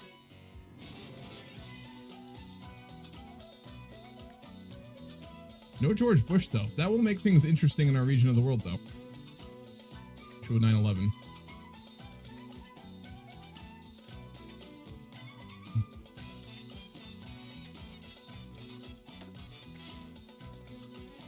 It's getting worse. And our GDP is not scaling because we can't use a lot of our civs and we don't have a lot to begin with, which is the real problem here. Our migration rates are going up a bit, though. So cool they added migration. I don't know how those features work yet, by the way. I have not played a lot of Millennium Dawn in the last few months. Almost none. So I kind of got to play and catch up a bit here. I'm in no place to make guides for it. That's why I haven't done it in a while either. I'll have to pay it a bunch more if I want to do more of those. I just don't like putting stuff out. They don't know what I'm talking about. We'll do fair privatization next. Fair privatization might be a good long-term investment. However, it will surely require some serious spending.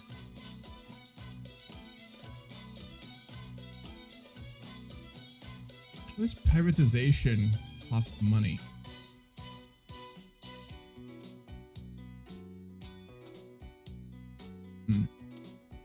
Regardless, we get an increase in opinion with small and medium business owners, which will give us some nice bonuses there. We'll lose domestic independence and we'll gain an office sector, which is what I really want.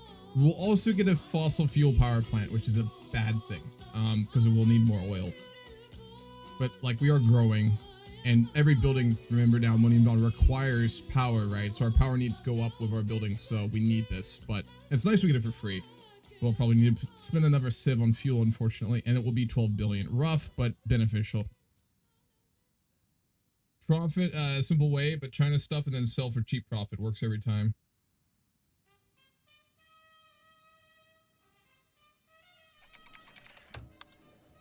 You mean like act as like a trade middleman, or do you mean like privatization for cheap profit? I'll buy Chinese stuff. Yeah, that's true. Generally. All right, we knocked out another slum in Cairo. Huge. We got the wealth.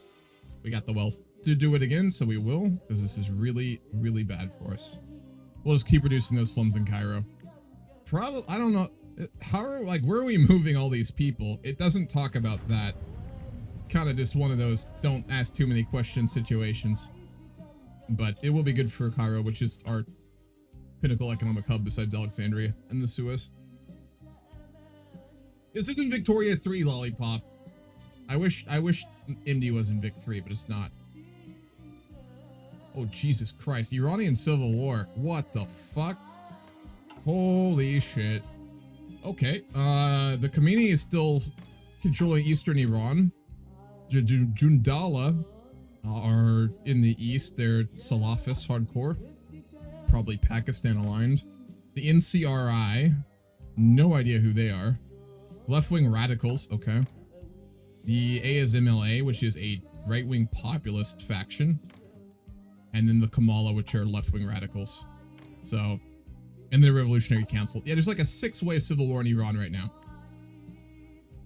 Our influence in Libya has helped a lot. We've pushed and cleared out Benghazi entirely. It's now just the Bedouins with the tank divisions they somehow have. So we'll go help in the final push there as well for Gaddafi. I don't think we want to enter into the Iranian civil war. I don't think we'd do that. But it will be very interesting to see what happens there.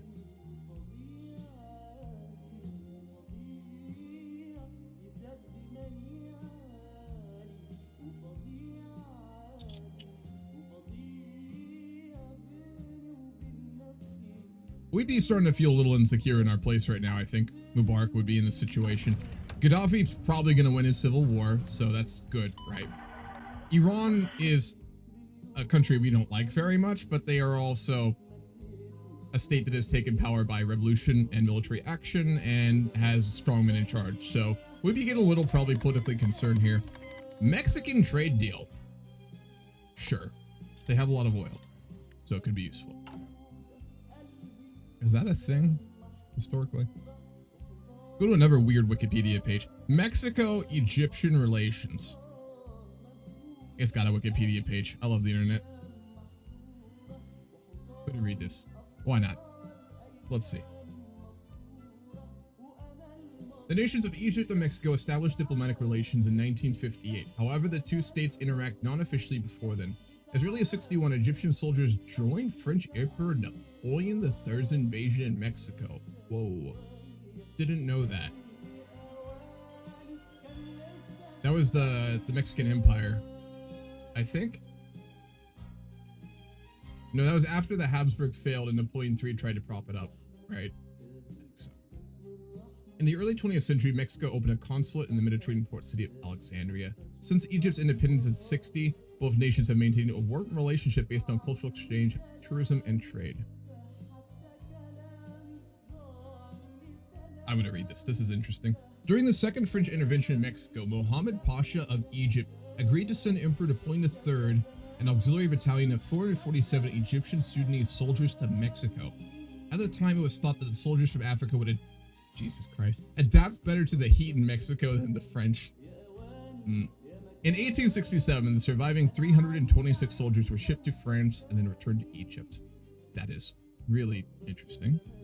In 1905, Mexico opened a consulate in Alexandria to assist Mexican ships which stopped in the city before or after traveling through the Suez. In 1922, Egypt obtained independence from the UK, and diplomatic relations were formalized. They've got embassies.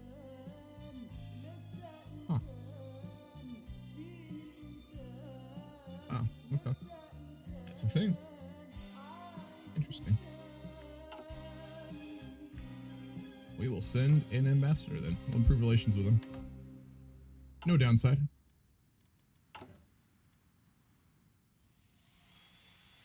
Okay.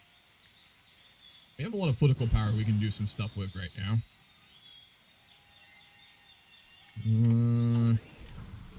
Mutual investment deal with Mexico. Absolutely. If you actually invest, that would be amazing. They don't tend to, though, from what I've seen. I don't know if that's been changed. Upgrade our arms production, a bit more modern. Our political power, we'll start appointing members of our officer corps. Probably the army commands first, I'd say. Chief of the army. Recovery rate or org. Go org. For our navy.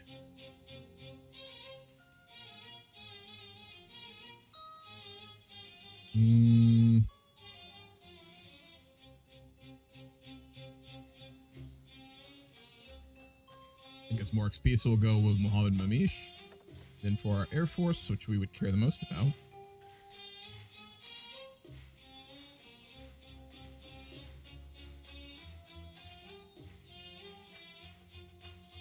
We'll go for Reda Mahmoud Hafez. And then we can also go with Sabi. Soboy? I'm saying these names so wrong as well. So we've got a pretty big officer corps going now. Alright, I'm going to do a bit of micro here in Libya.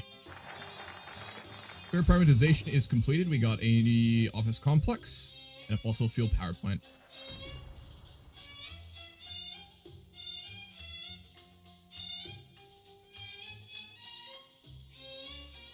I am to start our friendship with America as well before we go deeper down the economic tree. Our relations with the United States is a long story of successful cooperation and similar views on geopolitical landscapes. We need to strengthen our friendship. They're gonna pay us to do it as well. The supply network over here from the looks of it. No, not at all. You might want to reposition and push in the north then.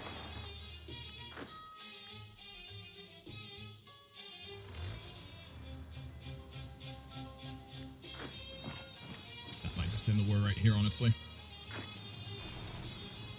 Egyptian special forces currently pushing into the Bedouin rebels capital to end the Libyan civil war. That's a Millennium Dawn sentence if I've ever heard one. We'll need to import some more oil. Good, we did get and circle that. Those Ukrainian divisions. No, the flag just looks a bit like it. My colorblind ass.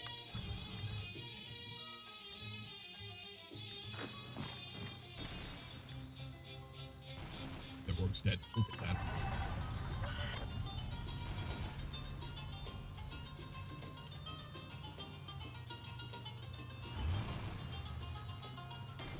Trade deal with Bolivia.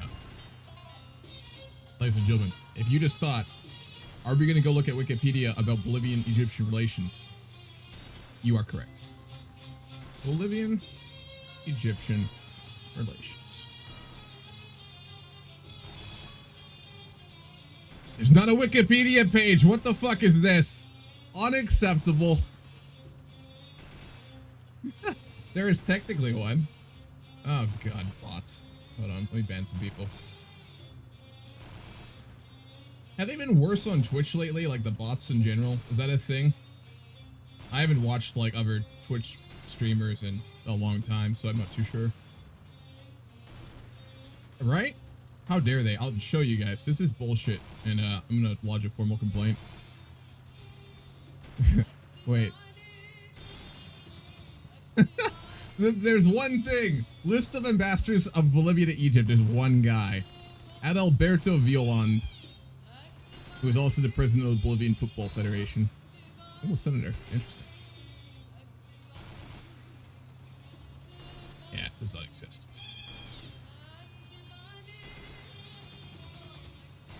Maybe? Egyptian government?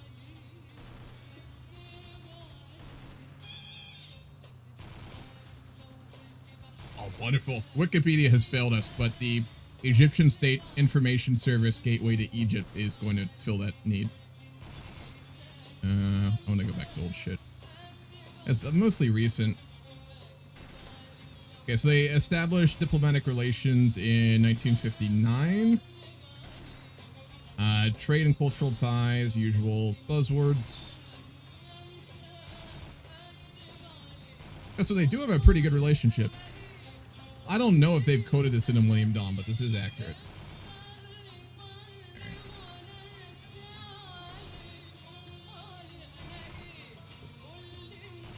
He looks up. And Sudan and Ambassador Bolivia as well.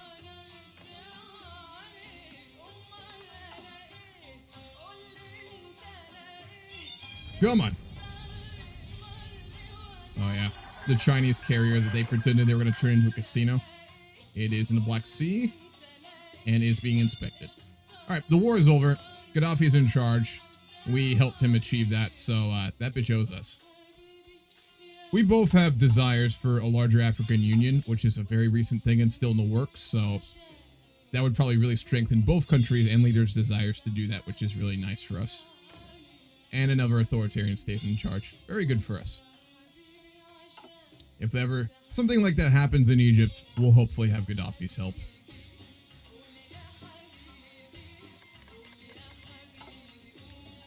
And I got a bit of XP out of that too, which is not too bad.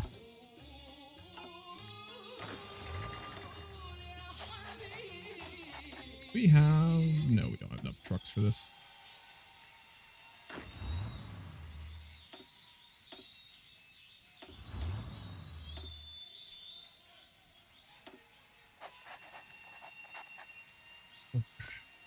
I think we can get one more member of our officer corps, which I'm going to do for the XP, because I really want to change our division templates here. They're not what I want even remotely.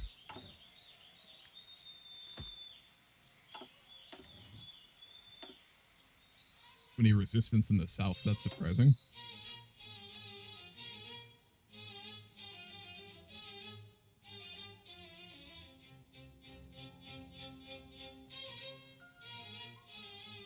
Do I do it? I kind of want to. She'll get killed. We're going to send our agent to Israel. We're going to send her to Tel Aviv. We'll infiltrate the Israelis a little bit. Just a little bit, just to know what they're doing, you know?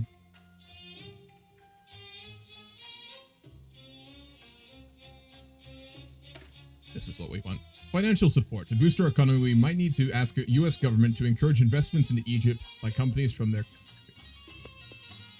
If they start investing in us, that would be huge.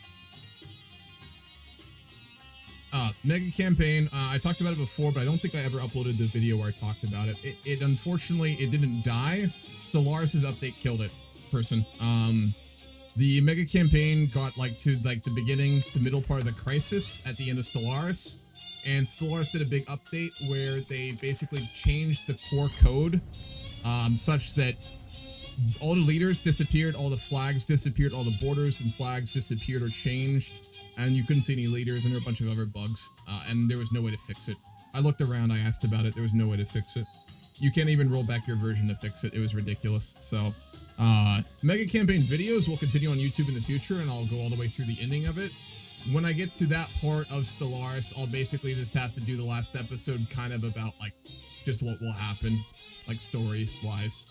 Unfortunately, we got pretty fucking far though. We got to the end of the Stellaris and the Crisis, but I wish we could have played to the end. It really sucked. But that's a Paradox Stellaris thing. I had no ability to fix it, unfortunately. Grand Campaign 2 will begin at the second part of the year at some point. I want to shoot for like September maybe or something like that, and maybe later. I mentioned it before, I'm moving. I'm starting up college again and working things like that, so I want to find a balance before I commit to the mega campaign. But it will be before the end of the year, absolutely. For sure. And I am still doing it. The YouTube videos for that, don't expect them for a long time besides the VODs. China draws international condemnation for Uyghur internment camps. None of our business. That is not our problem. Still Britain. I've got the mod list ready to go for it and everything. I could start it right now, but I don't want to because I want to commit to it.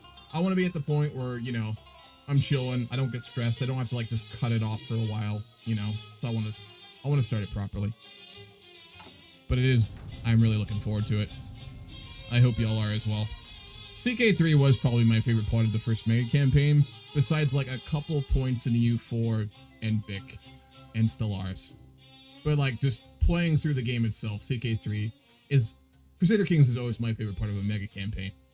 So it'll be fun. And we are going to be starting in 476, so we'll have around 1,000 years of CK3. Which with the mods I'm going to be using and given, obviously Roads to Power will be out by then, I think it won't be an issue in terms of being boring. I felt that a little bit towards the end of CK3 in the current mega campaign, but it didn't get too bad. And the mods and DLCs really made things better. I'm excited for Roads to Power. The previous one, Legends of the Dead, I didn't like that one very much. Like the legend system, pass. Like diseases, I was glad, but the legend system seemed really interesting, and the way they implemented it was pretty boring, in my opinion. And we'll do a mutual investment deal with Bolivia as well. Wonderful. So we've got one now with the Saudis, the Mexicans, and the Bolivians. A Croatian mega campaign. That'd be interesting. There's so many amazing places to do a mega campaign, you know? Lollipop, that's the thing, right? Like, there's so many interesting places to do. You could pick anywhere, and it will be interesting. We'll see. Next one's definitely Britain, though. What's up, Dolphin? How are you? Yeah, Fairy, you need to save up for a proper computer and, like, give up Apple and, like, get a PC and run a mega campaign.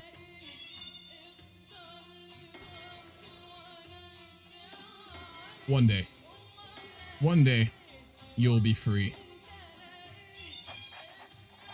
We can't train the Navy as much as I'd like to if we don't have the fuel for it. Oh, that deficit. We might have to go bankrupt, folks. That's going to be really bad. I don't know if there's a way to not go bankrupt with Egypt, but I'm not seeing it. Or I'm not utilizing the features properly.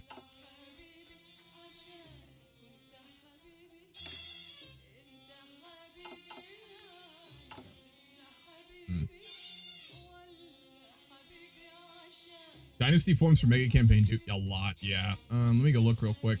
I think it was at like 30 or something. It's wild.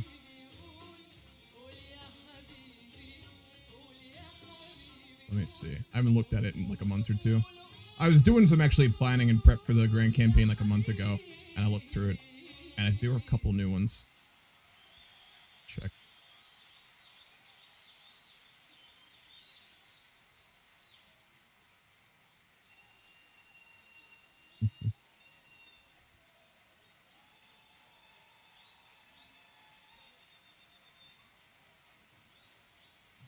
Okay, less than I thought. There's 27. I think 1 or 2 are duplicates. I'd say there's probably like 25 houses. If you don't know what I'm talking about right now, folks, if you followed any of the grand campaigns I've done in the past, I'm doing a new one at some point this year. It'll be a Britain start.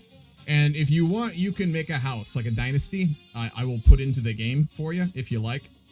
There's no requirements for it. You just have to fill out the form and do a bit of effort. If it's just like 2 words, I'm not going to do anything with it. But if you do a little bit, I'll put your dynasty into the game. It's not multiplayer. It'll just be in the game. I'll check on it once in a while and just kind of see how that affects things and where they go. So there's a link for it in the Discord still, I believe. I think in announcements. And also in Grand Campaign 2 channel in the Discord if you're interested in that. You made 2. Nice. Oh yeah. It's a lot. That'll be fun to put those into the game. That'll be a long evening.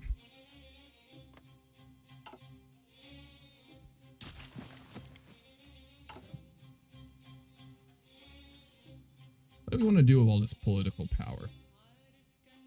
Probably change our economic policy, or sorry, trade policy. We got the fucking Suez, right? We'll go to mixed economy, and then I'm going to go all the way to export. We're not going to go to globalized, though. We're opening up to private investment. We're pushing for U.S. ties, right? So this all kind of goes together. Oh.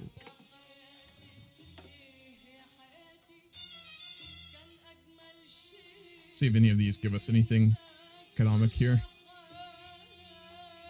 Globalized trade economy.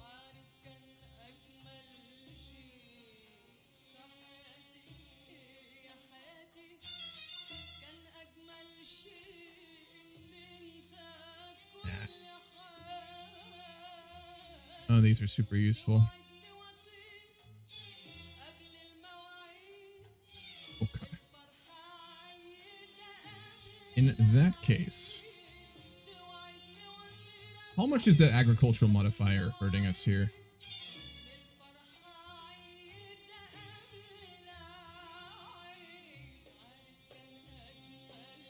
The military is happy with us. Wonderful. Not that much, actually. Irrigation issue. I think that was the modifier that hurt more.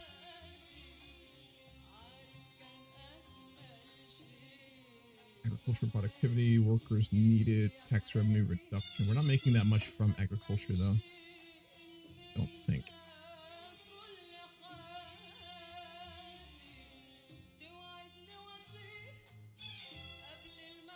No, it's negligible, so we'll deal with this later.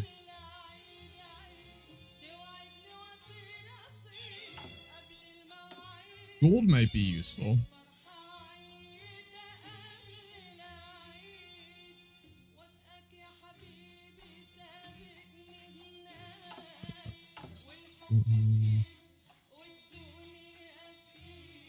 I'm trying to remember how much it gives in Millennium Dawn. I think precious metals give actually a lot of income.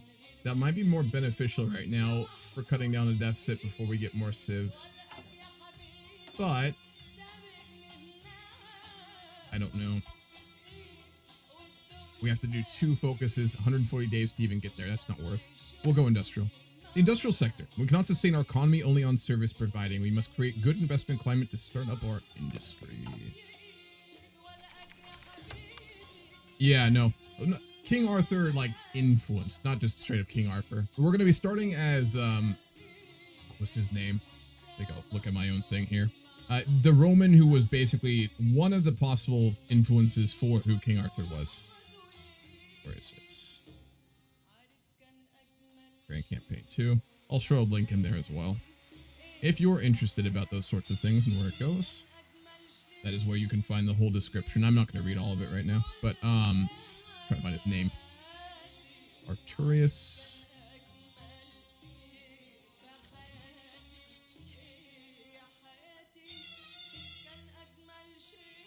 I don't remember his name for the life of me. I thought I put it in here. Guess I didn't.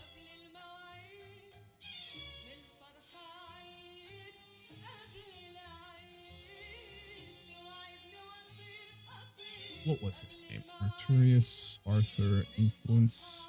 He's in the game at the start in 376. Am I thinking of the right one?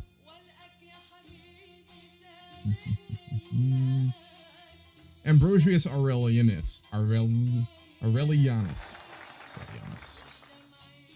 I'll throw a link in there as well if you're interested.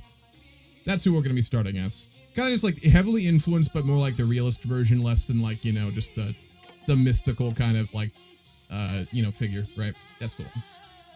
So kind of more like, it's going to, the beginning, I'm reading a really good book. Mostly done with it. I put it.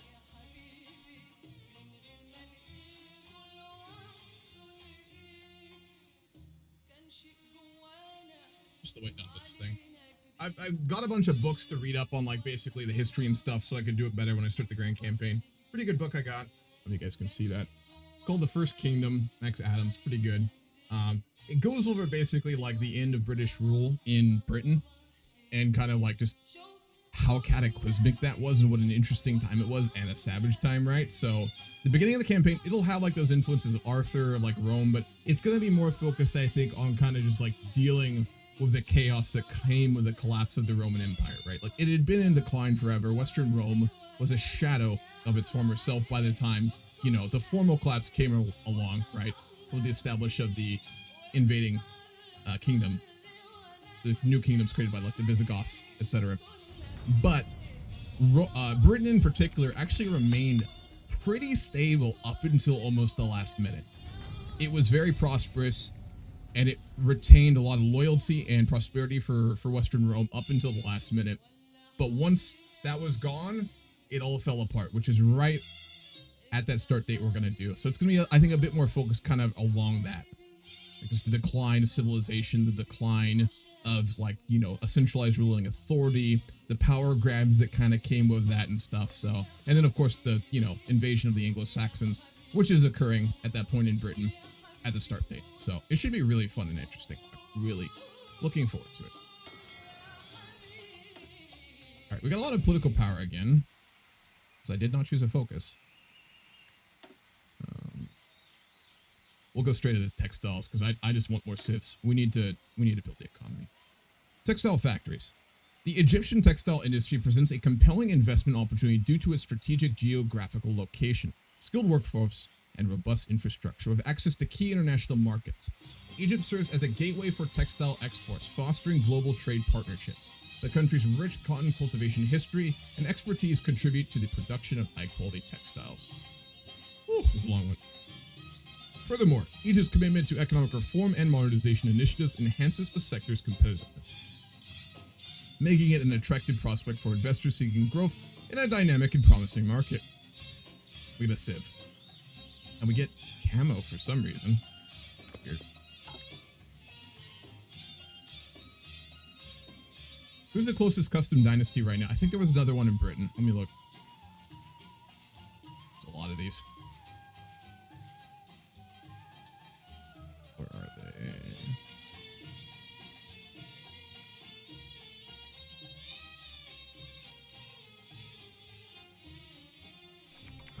I think up in the north, if I remember right, there was one. They're all over, which I really like. Like the sign up, like people who like are putting dynasties into it, they're all over. They're not concentrated, which is kind of what I was expecting. Is this the one? Yeah, there's one in Wales. There's one in Wales. I'm not going to go over them yet, by the way. I won't do that until we actually play it, but there is one in Wales. They're very close. Alright, well, let's remove more slums from Cairo. We've been getting pretty far with that. Of our political power. Doesn't make sense to reduce corruption.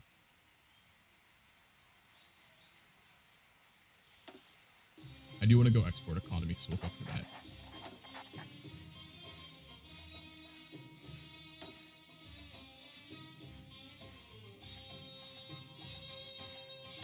I'm going to increase our tax rate to 30 as well. It's a drop in the barrel for our deficit, but we got to do something here. Because English blood is majority Welsh, it was more of a cultural transformation. You mean like when the Anglo-Saxons came in and pushed them out, right? Like the Old English, which were much more closely related to the Welsh. Even though they'd been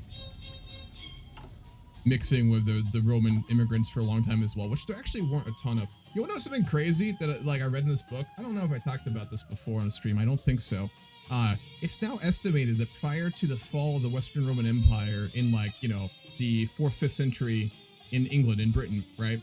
There were probably around like 2.2 to 3 million people living in Britain at that time, which is just mind-blowing. Estimates, there's not a lot of recorded histories, there's no censuses or anything like that for the most part, but there were millions of people in Britain prior to the fall. And then like all the anthropological evidence suggests that there's just massive population collapse with the chaos that followed. If you ever wanted to like imagine living at a point in history where you saw the collapse of the world from your perspective, it'd be like in any part of like, you know, Europe besides the North when Rome fell, but especially Britain. And then obviously just any country hit by the Mongols. Like the world was collapsing kind of thing. Pretty wild. How hard would economy fall in Suez Canal? They're dried up or was closed dried up like land rose up from the sea. I mean, a huge chunk of the income of the Egyptian government would disappear overnight in that situation. It'd be pretty bad. The bigger issue would be the global economy collapse that would come with it. Like take a look at the world really quickly here. Where do most goods flow to from almost every continent? It's going to be here, or it's going to be like over here, mostly, for the most part. Nowadays, China also imports a lot, as does India. But most imports are going to go into Europe and into America. Port of New York, port of, I think, LA, and then the Hamburg port, and then the port of Rotterdam, right? That's where like a lot of goods, a lot of shipping will go into. All that goes through the Suez from Asia, where cheap, you know, manufacturing makes all those goods, right? There's two really key places for like global shipping: the Suez Canal and the Strait of Malacca, right? Because it makes, you know, efficient travel like throughout the world, right? If the Suez disappeared overnight, all that shipping from Asia would have to go around the Cape to Europe and to America, or, you know, across the Pacific and then through the Panama Canal, which could not maintain that like amount of vessels, right? So it'd be global economic collapse. I mean, think about it. You remember like the memes about when the fucking, what was it called? The ship in the Suez Canal? What was the name of that thing? I should remember. Remember when it like got stuck in the Suez? Evergreen, yeah. That hit the global economy, right? That had a noticeable hit to the global economy, and it was there just for a little bit, right? And it was bad. And part of that, like, you know, with everything is just market speculation and the moods of people. That's like how mostly the stock market works, if we're being honest. But also, you know, that did disrupt global trade dramatically. So if the Suez disappeared overnight, it'd be fucking bad. Egypt, I think, would probably be actually less affected by the loss of income from the Suez Authority than from just the loss of economic power from the global economic recession and or depression that would precede that. I would think. I don't know. It's a hypothetical, so I have no idea. What do you think, Lollipop? What would happen? Anglo-Saxons become the new elites and the lower-ranking people gradually become more Anglo-Saxon. Yep, true. In history. They replaced them all, for the most part. Except in Wales and in parts of, like, northern Scotland and Ireland. And then in Cornwall, to a degree. I think. There's some Brits in here. You can correct me if I'm wrong. Town Team. Town Team was founded in 1998. Town Team is one of the most popular men's fashion brands in Egypt, specializing in casual wear, and is constantly growing and spreading nationwide across Egypt, located in the most central high locations, malls, and street retails. We get a sieve for 8 billion. Town Team. I've never heard of them. So I'm curious. Oh, that's very much a thing. Okay.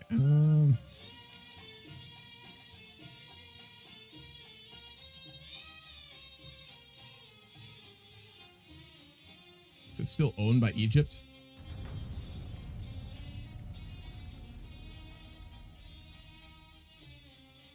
That's Egyptian.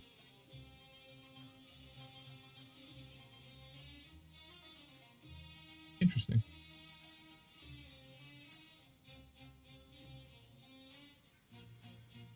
Down team.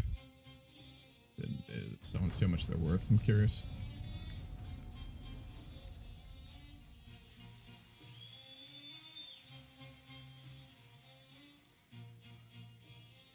Are they publicly traded? They're not.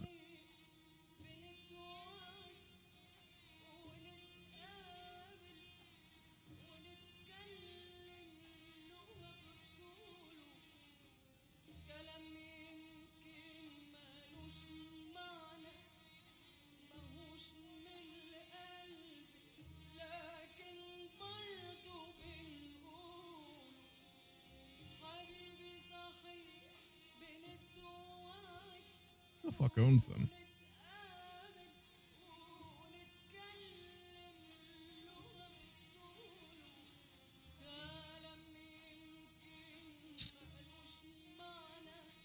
They do pretty well. Annual revenue 120 million USD. Can't figure out who owns them though.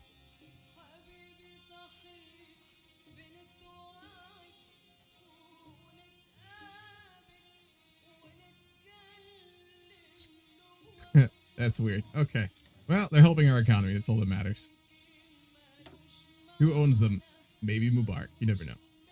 Suez traffic is still disrupted a bit to this day because of the Gaudi situation. Yeah, the missiles coming out of Yemen, right? They say that they get occasional fuel shortages from cargo ships in South Africa. Yeah.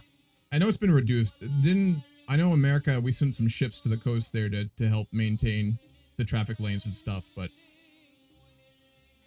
how bad is that situation still? I haven't looked into it in a little while. Last I remember, I think the U.S. sent like a couple ships there. For a little while there, Yemen's been in a civil war for a long time now. It's really bad, very bloody, very brutal, maintained by its neighbors to keep it kind of like that. Very complicated situation. But obviously all the shipping that comes from Asia and goes through the Red Sea, through the Suez Canal, will pass through the strait here. And for a little while, like some of the different, like, I don't know what to call them, groups fighting for power in Yemen basically were shooting cargo ships with rockets from the coast. It was a pretty big deal. Disrupted trade there for a while, caused a lot of issues. But then the US, okay, yeah, UK, USA, Canada, and Denmark have sent ships there. And from what I believe and recall last time I looked into it, it's mostly died down due to that. I guess it's still there a bit. We probably will all go Mad Max still, if that happens. Loot and survive. I don't think the collapse of the Suez would be Mad Max. It would just be a big global depression recession and then adapting to increased costs for global shipping and potentially long-term impacts to globalization. I'll have to say.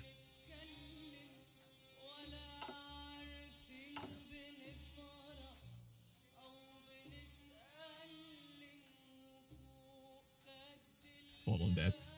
Is it still as bad as it used to be? Yeah, you instantly go into a depression.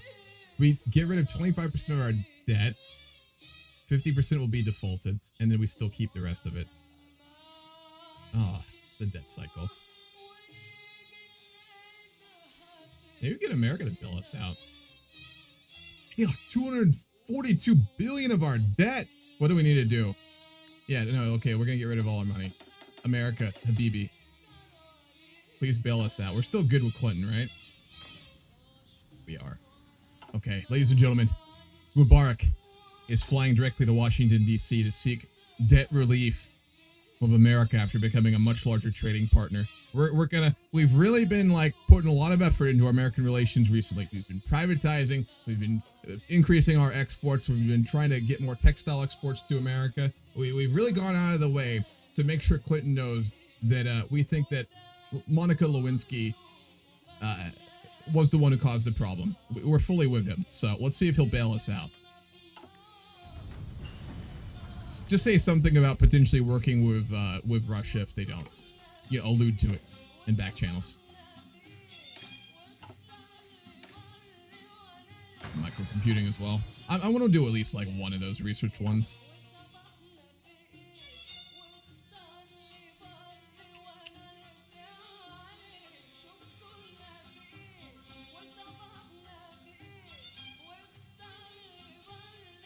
Our deficit's gone down because we have enough new buildings that our debt to GDP relation has reduced, meaning our interest rate has gone down.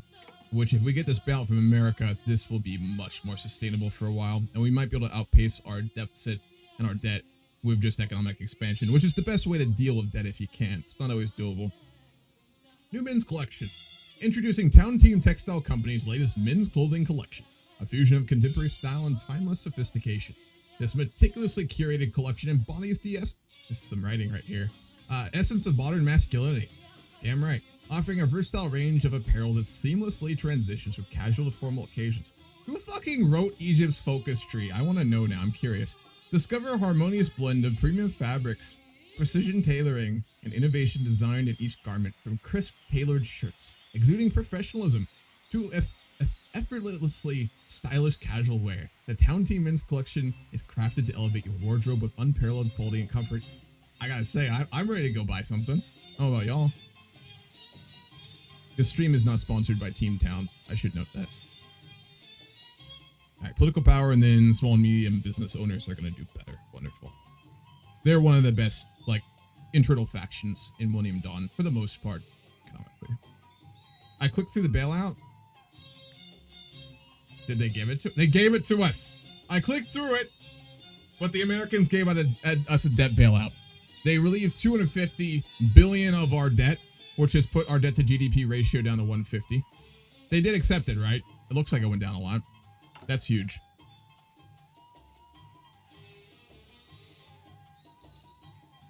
We can try and get the Japanese to do the same.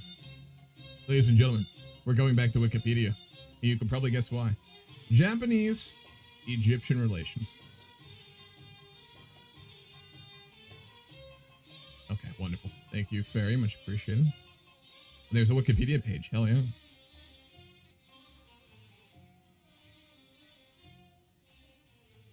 Egyptian-Japanese relations are formal blah, blah, blah, blah, blah. At present, the two nations maintain a cordial relationship with strong economic and trade relations. Since the formal diplomatic relations were established, both countries have kept embassies.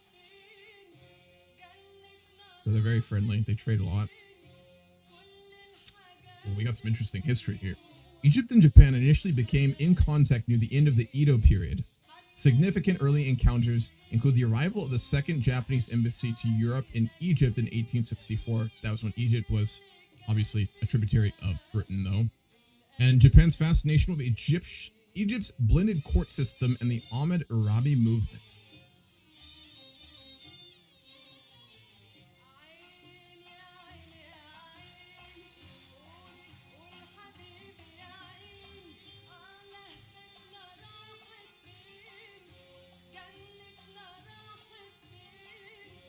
When was that?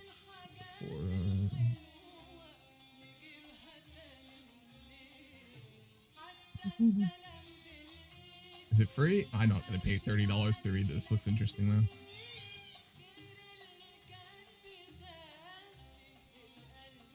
I'm going to turn off my browser so I don't stream anything that breaks TOS, but I'm going to look up and see if I can get this paper for free. It's only like 10 pages.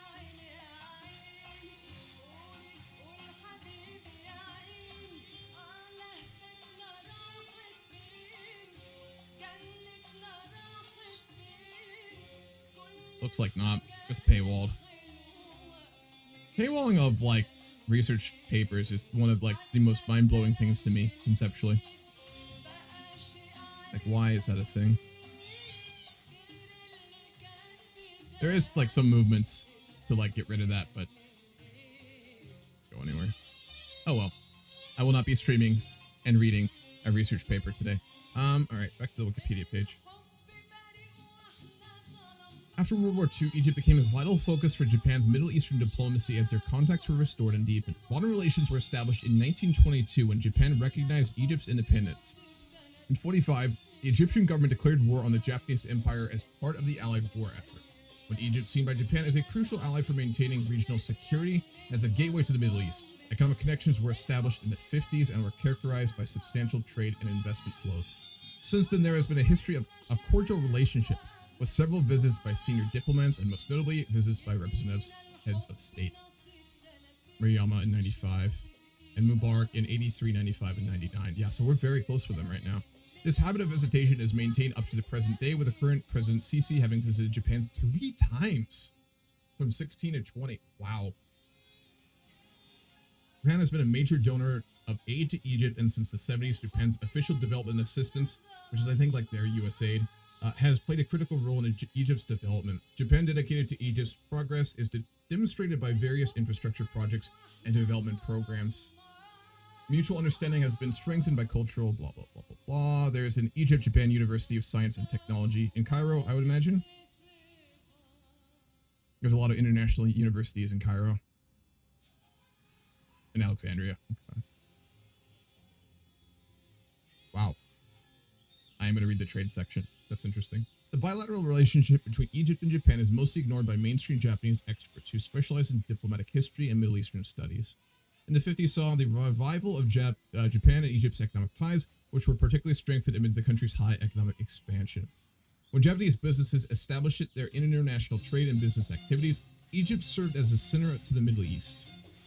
For the Japanese private sector, Egypt served as the primary gateway to the area. There was a sharp rise in the number of Japanese people residing in Egypt in the 70s. 1,478 in 78. Japan and Egypt signed agreements to strengthen the economic commercial investment conditions. As of June 21, Japan's tax treaty network actually covers only 8 Middle Eastern countries and 3 African countries. The Treaty of the Avoidance of Double Taxation was signed by both Japan and Egypt in 1969. The volume of trade and foreign direct investment are also blah, blah. Even though Egypt and Japan have relatively small percentages of total foreign direct investment, less than 1% for Japan and 1 and 2 for Egypt, there's been consistent increases in recent times. Egypt had a strong increase in Japanese exports in the 80s, and since 2000, the trend has continued. While a significant portion of Egypt's trade is with its neighboring European Arab nations, Japan has historically accounted for a significant portion of trade among Asian nations for years.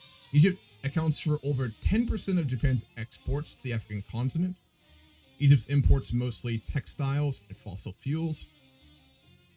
I think that's supposed to be exports. That's definitely exports, that's wrong. Egypt exports mostly textiles and fossil fuels, while Japan exports mostly cars and machinery to Egypt.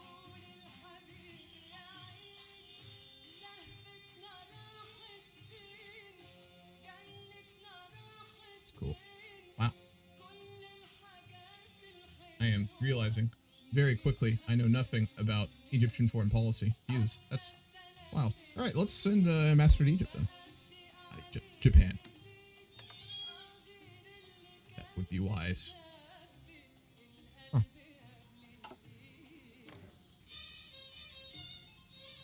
When we get better relations, we're gonna ask for a debt bailout as well. We'll see just how invested they are in their relations with us.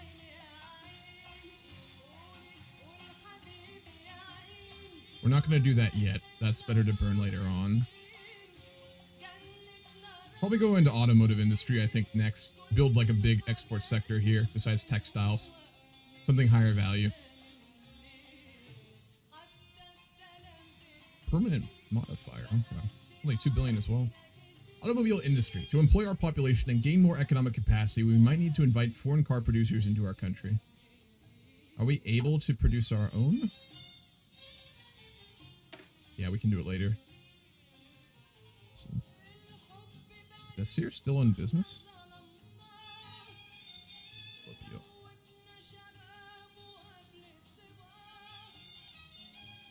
Nasir. Bear with me, folks. I know for some people, they might not be too interested in this stuff, but I always am.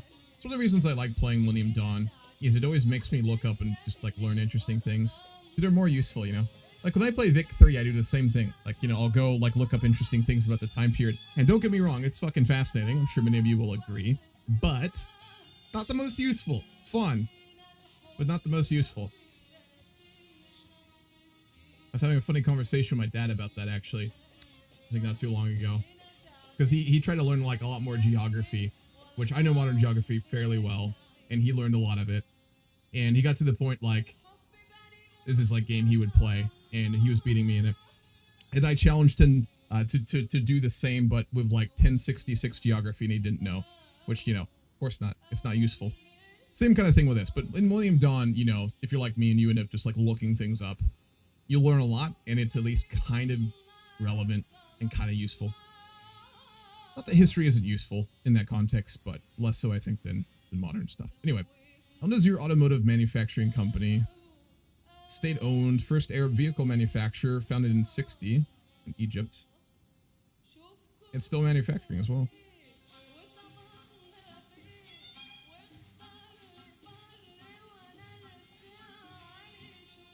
Oh, they licensed and then made like their own version of Italian Fiats and then Turkish Tofas. Tofas?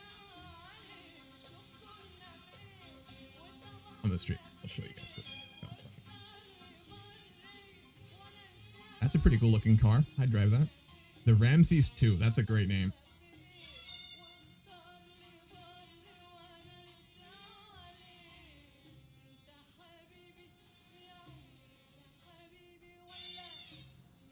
I kind of like cars like that. I'm not going to lie. I'm not like the kind of typical American who wants to drive a giant Ford fucking pickup truck. I like smaller, compact, fuel-efficient, fun cars like this. I'd absolutely drive one of these, goddamn. But again, these look like licensed. Have they made anything of their own? Or are they all just licensed vehicles? Nazir was a replacement for the short-lived Ramses automobile, which suffered from poor design and performance. The Nazir was intended to be an affordable car for the average person of means. The company's creation was also part of the general industrialization process initiated after the Egyptian Revolution in 52, which would see millions of Egyptians flock to urban areas, begin work in newly built factories and industrial centers. The decision to focus on assembly of foreign licensed cars under Nazir mark was primarily based on a desire to avoid the engineering and design problems fair. It's a lot of money, but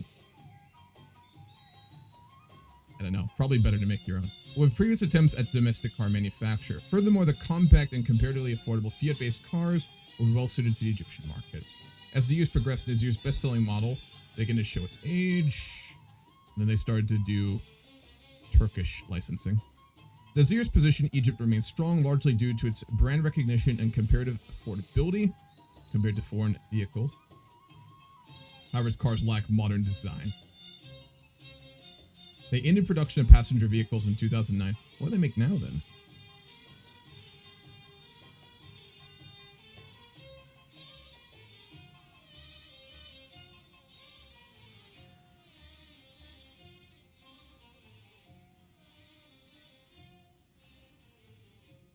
They're working on an electric car, or are they licensing it? They've been making buses, I guess. And then this must have been when they stopped. They're working on an electric car.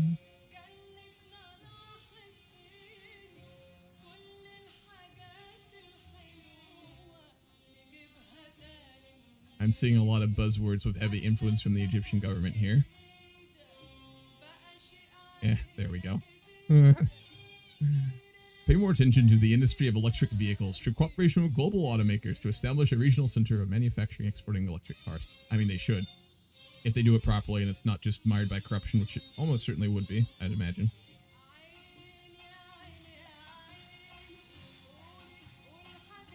Subsidies for buying domestic vehicles. Interesting. Like, what do they make, though? They're working on something. Do they just not produce anything currently? That's kind of what this looks like. It looks like it's just been turned into like a propaganda tool for the Egyptian government.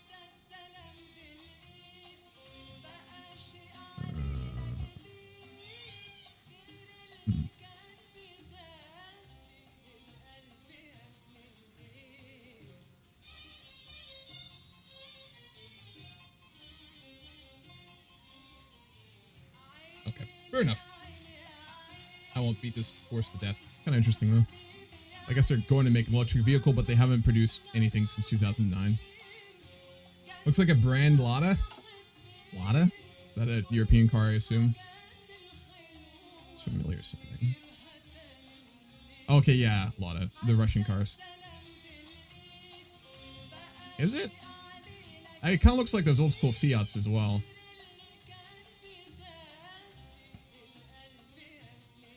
Regardless. To employ our population and gain more economic capacity, we might need to invite foreign car manufacturers to our country. Alrighty. We're going pretty historical right now. No big reforms, just attempts to build up the economy, open up to the West, build ties with the US, and maintain our power. It's a cooperation with Otto Vaz.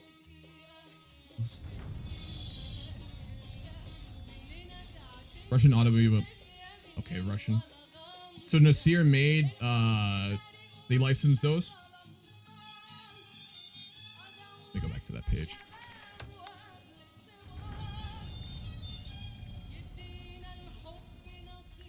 Probably during like the Sadat era, maybe? Nasir Sadat era? Because it's that old, isn't it? Yeah, the 60s is when it started. And then Mubarak took power in 81, so probably licensing Russian cars during Sadat's time, I'd imagine.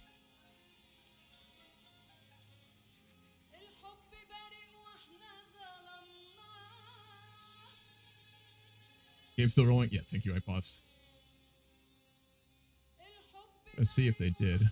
I'm seeing Polish licensing, Italian licensing, Turkish licensing, Serbian licensing. But I don't see any Russian. Which is kind of surprising. Egypt had very close relations with Russia in the Cold War in the early part.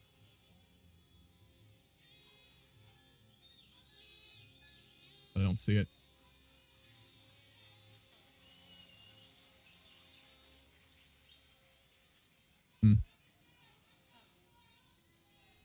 Too sure. Today, when the Prime Minister of Lebanon was leaving Parliament in his motorcade, a car bomb exploded while passing the St. George Hotel. Hariri. Butchering these names, I apologize. I'm not doing this on purpose. I want to be clear. I'm just very American.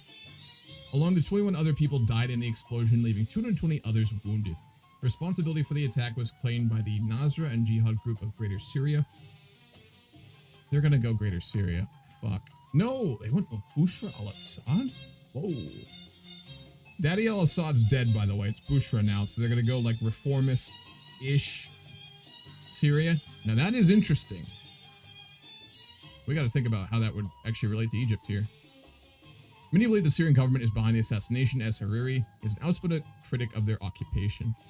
Syria, obviously, with heavy influence over Lebanon, to put it very lightly, during this period and up until this day. Bushra al-Assad. Okay.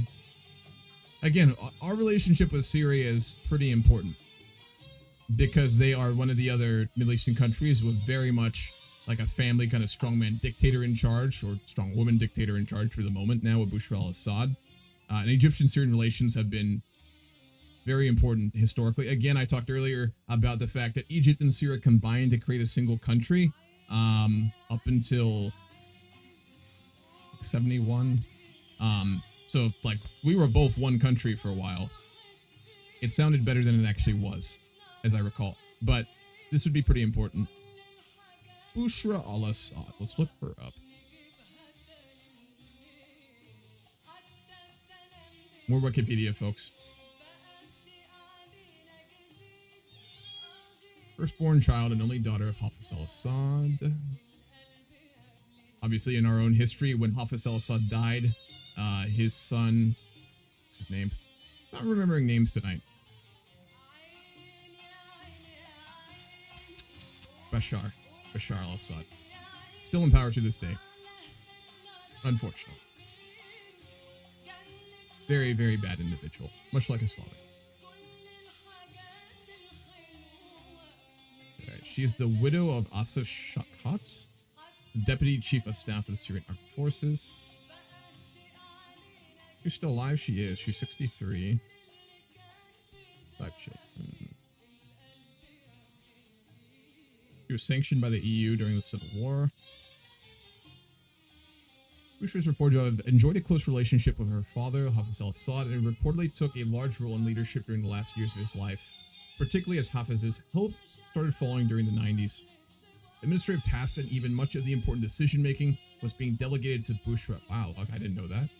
Who set up her own office next to her father in the presidential palace. During the late 70s, she had accompanied her father during foreign visits, so we probably have Mubarak would have a relationship with her. She had accompanied her father during foreign visits and was very active in the decision-making within her father's circle, especially in matters relating to economic and foreign affairs, leading to speculation that she was being considered for a leadership role and even succession. Despite this, you know what would make a really good but horrible fucking HBO series? Just a straight up like semi-fictional, semi-realistic HBO series about the al-Assad family. Like, that'd be like if Succession had like a child with way more like fucked up shit and murder. It'd be interesting as fuck though. Okay. Despite this, in the 80s, her younger brother Bassal took on that role instead, and after 94, her second eldest brother Bashar. In both cases, she mounted her own attempt at fighting for the succession. Wow. Especially after Bashar's selection, believing him to be incompetent for the role. Oof. There has been widespread speculation that had it not been for her gender, she would have been groomed for the presidency. That sounds absolutely true. It is reported that she helped convince her father that jailing her uncle Rafat al-Assad after his failed coup attempt would disgrace the family.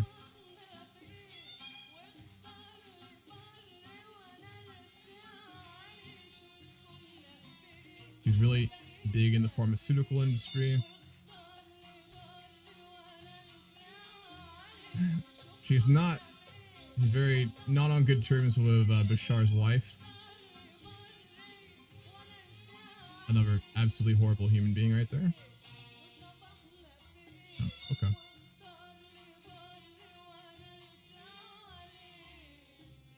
Died in 2012? Yeah, her husband did.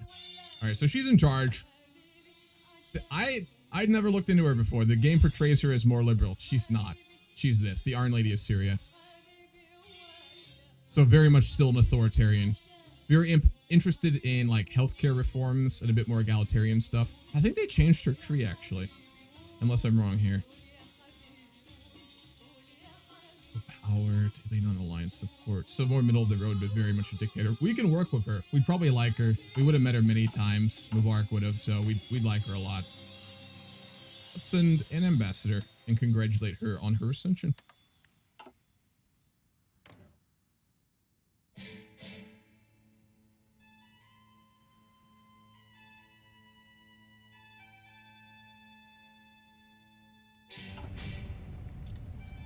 Serbia has joined the United Nations. A little behind there.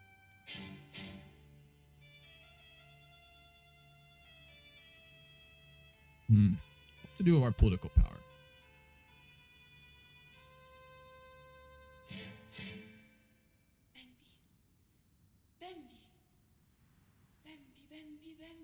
Probably tax raises. Yeah. We're gonna raise taxes. And let's see if our relationship with Japan is good enough to try and ask for a debt bailout here. China? We're closer with Russia, though.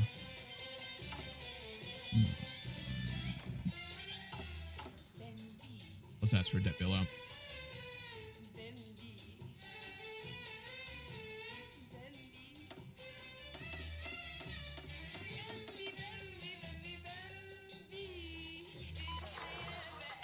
They get a lot of influence on us, and we lost that political power, but it would be huge, so we'll ask for it. They grant the bailout. In yesterday's top-level meeting in Japan between Yoshiro Mori and Hosni Mubarak, the Japanese promised to bail us out. However, in rescuing us from bankruptcy, we will be forced to give Japan a long list of political concessions. They get a lot of influence on us. That's fine. I'm just trying to keep it below $1 trillion. If we can get our jet to GDP ratio back below 100%, we're going to be in good shape. And we have another energy deficit here with all those new factories.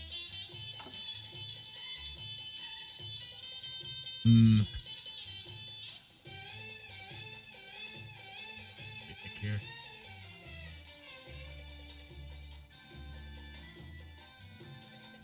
still have a couple more focuses for more oil production, don't we? I'd really like to keep it domestic. Energy independence does matter a lot.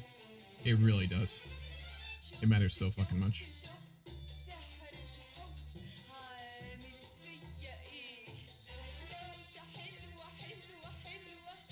AC.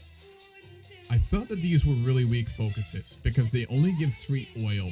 The real advantage is that it gives you a modification to that national spirit we got, giving us more resource gain efficiency, which isn't just oil, that's everything, including the gold we're going to start mining. So these I think we'll go for next. We're going to go all the way down this, and then we're going to work with one of these countries. I think it's time for the first poll of the day, by the way. If there's still anyone here at 10 p.m. I know it's late.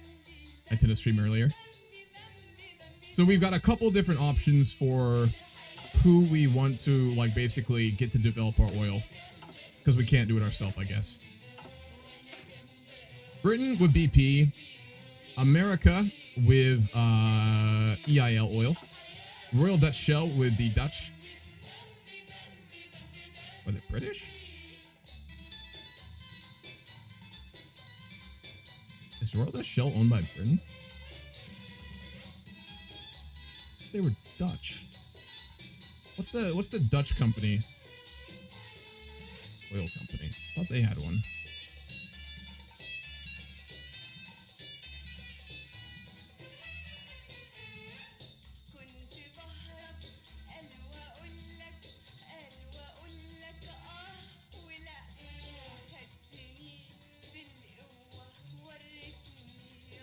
They merged. I see. That's where I got it from. Shell was formed in April of 1907 through the merger of Royal Dutch Petroleum Company of the Netherlands and the Shell Transportation and Trading Company of the United Kingdom. Okay. That makes sense.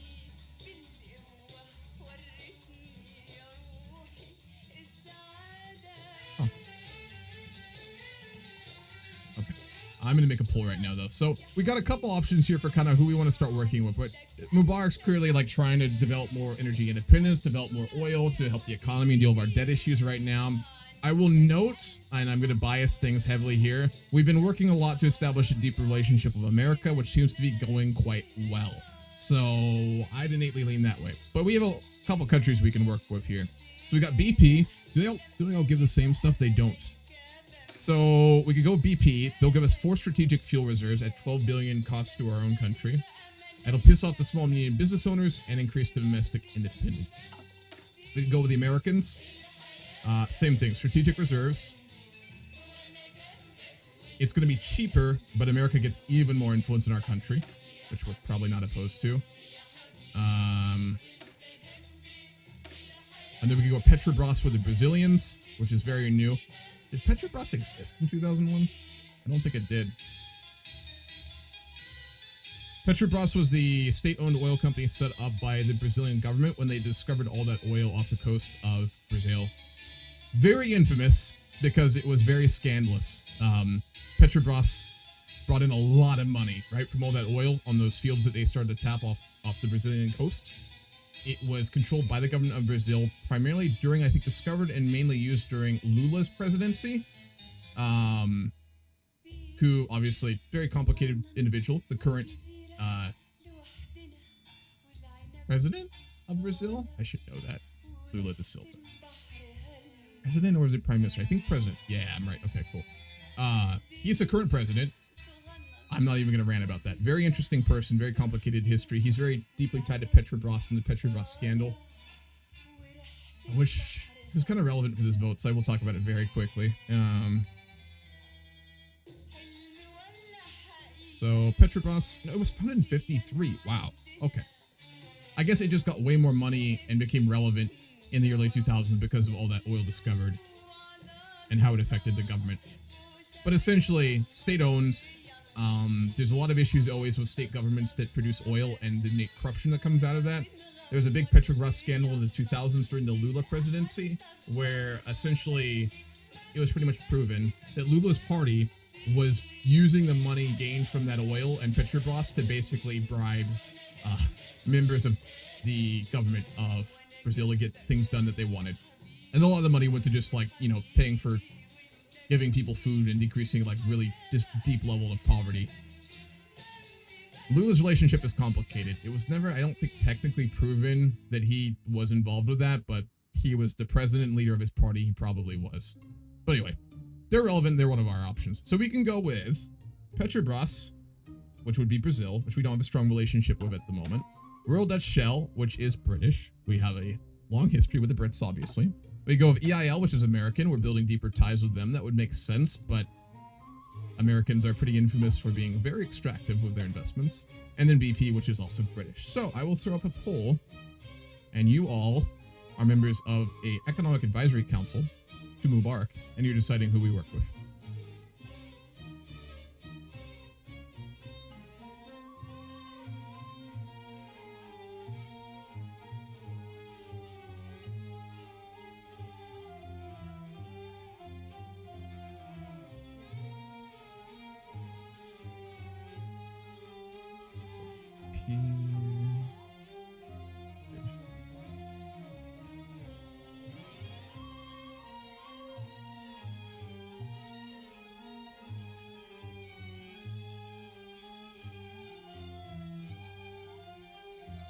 Alrighty, pulls up. There's no rush on this one. It'll be a while till we get to it, so I'll do a long pull. Take your time. Think about it if you want. You never have to choose based on roleplay. You can decide as subjectively as you like. You have Bob Mendes. That man is, oh god. I would hope American policy is becoming more favorable towards Egypt. We haven't yet. You know why not, Coco? We haven't started gold mining yet.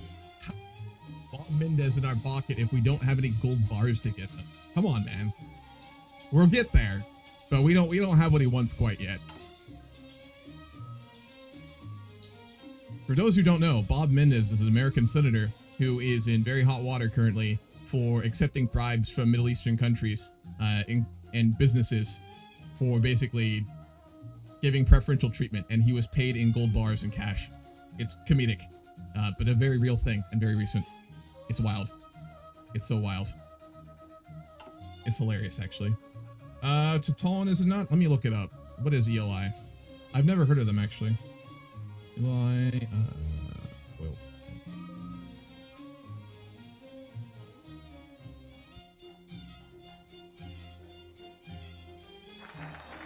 ELI Roberts & Sons Oil Company. They're based out of Tallahassee. Is this the right one?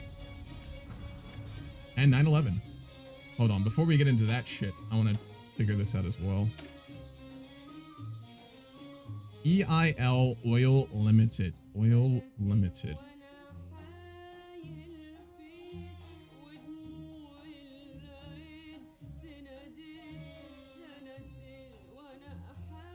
Who is EIL? It's a weird choice for an oil company. There's one in Kansas I'm seeing. That's not it. ELI Olive Oil Limited. Is this like a meme or something? ELI Robert and Sons Oil Company.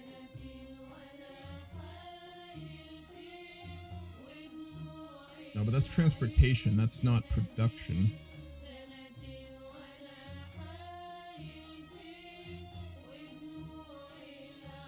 Oh, ENI. Maybe it's ENI? That looks like an N on the logo. ENI Oil Limited. Let's see if that works. Here we go. It's ENI. It's just spelled wrong on the focus. I'll show y'all. Very briefly. Yeah, you're right. It's fucking Italian. But they said it's American. Is it owned by Americans? This focus looks like it might have been done wrong. I'm not gonna lie.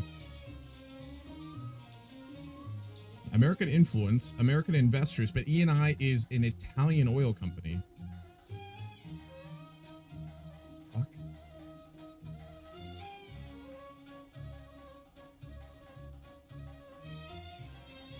Owner, publicly traded from the looks of it. Development Bank owns the majority. This wouldn't be American. Yeah, this focus needs fixed. This is not correct.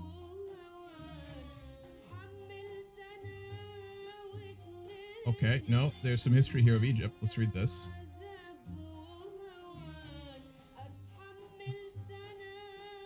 They were really heavily involved in oil development in the Shah's Iran.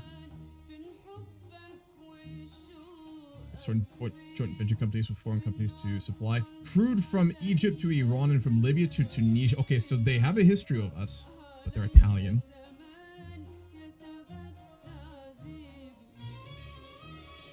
After the Yom Kippur War and the OPEC embargo against the US, the Netherlands by OPEC members and Arab countries caused ENI to consolidate its position in the international market by signing an agreement with Sonatrach, an Algerian state oil entity. They work heavily with Libya since 74 and Egypt around the same time.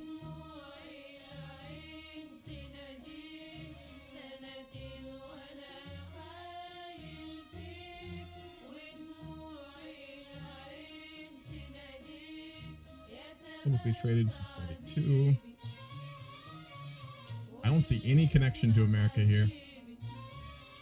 Okay. Just treat this like this is like one of the big American, like, so we'll just say this is Enron, not ENI if you're voting right now. We'll keep the American thing because that's the big influence. We'll say it's American. We'll just say it's like Enron. It's not ENI, but we'll go with Enron. All right, 9/11 just happened. This would be a fucking huge deal. Historically, Egypt and Mubarak condemned the terrorist attacks and supported America.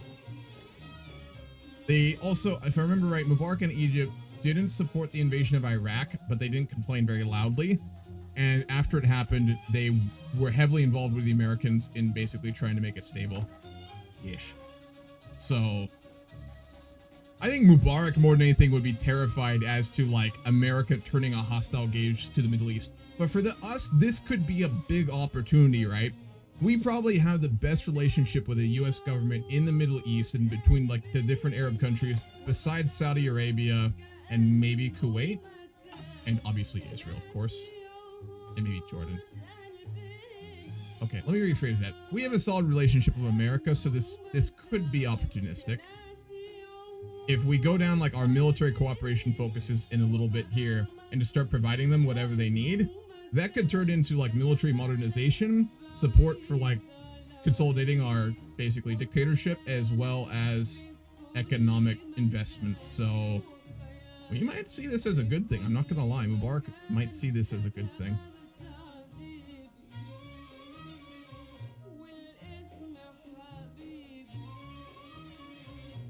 What did he do historically after 9/11? Let's go look.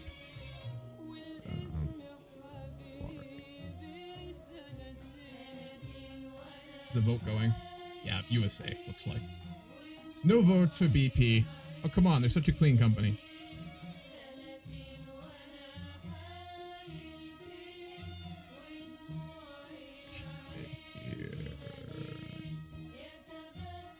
I think there's not much on his page. I'm gonna go for US-Egyptian relations.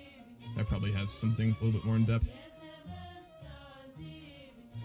What's up, Jimmy? What nation do you think's most fun in this mod? Well, I've always had the most fun as Brazil.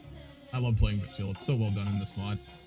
Mega focus tree, fascinating country, fascinating moment in history for Brazil. I think they're the most fun to play. Who else? Germany's pretty fun. They're top 5 for sure. China's a ton of fun. China and Brazil, I think, are my favorites. I've had the most fun with both of those. If you like Millennium Dawn, if you like HOI4 and you want a country to play, China and Brazil. They're big. There's a lot to do in Millennium Dawn. Don't be overwhelmed. Just take your time with it. You don't have to go on 5 speed like I do, but they're really fun. Well written. Well done. Interesting dynamics going on. Alright, Iraq invasion.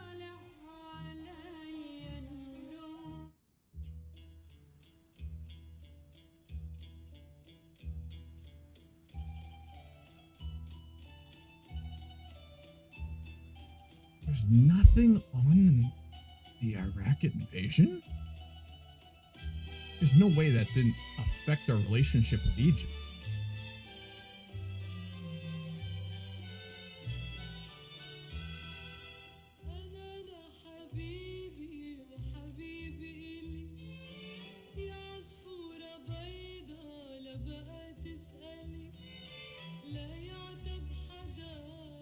Here's something. Egyptian-American relations have lately become tenser. This is to a great extent because of Egyptians' unwillingness to send troops to Afghanistan and Iraq to peacefully stabilize in peace stabilization missions. Egypt strongly backed the US in its war against international terrorism since 9/11, but refused to send troops to Afghanistan during and after the war. Egypt also opposed US military intervention in Iraq through its membership in the African Union and the Arab League, and continued to oppose US occupation of the country after the war, and refused to comply with US requests to send troops to the country even under a UN umbrella. The issue of participation in the post-war construction efforts in Iraq, they didn't, I thought they did, has been controversial in Egypt and the rest of the Arab war. No, they did, okay. Opponents say that the war was illegal and that it is necessary to wait until Iraq has a legal representative government to deal with it. On the other hand, supporters of participation argued that the responsibility to protect Iraq and to help during its time of crisis should prevail to guide Egypt's action in Iraq. So they basically kind of like tried to play both sides and got burned both ways, right? Like they tried to maintain the relationship of America by supporting them, but couldn't go too far, or they'd lose their influence within like the Arab League and the other Arab countries, of which they are, even to this day, seen as one of like the biggest players and leaders, along with Saudi Arabia, right? So that's a tough situation. For us right now, it's like we want to build our relationship economic and militarily with America, but we also don't want to go so far with them and potentially their overreaction that we ostracize ourselves from like all the surrounding countries. Yeah, you gotta thread the needle on that one. Holy shit. Is there a focus tree for us for 9/11? Like a reaction?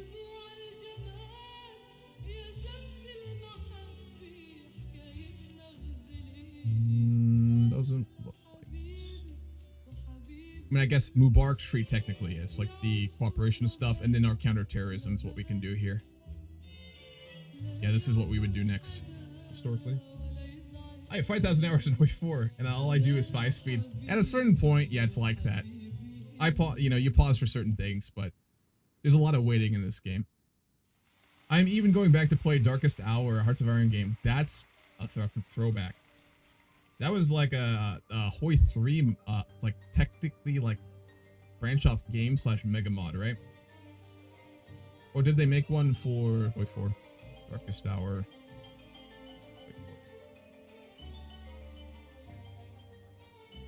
Yeah, no, it branched off of like HOI3. I played that a little bit when I was younger, actually. I don't even remember.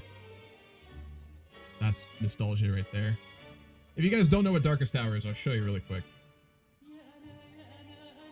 It was made like piggybacked, if I recall correctly, like off the back of Hearts of Iron 3, which Hearts of Iron 3 is a very fucking good game. Or was it HOI2? I think it was HOI3, but HOI3 is a very fun game. It's just so fucking complicated. One day I may do a stream of HOI3. Maybe. I haven't played it in forever. I haven't played that since I think high school, actually.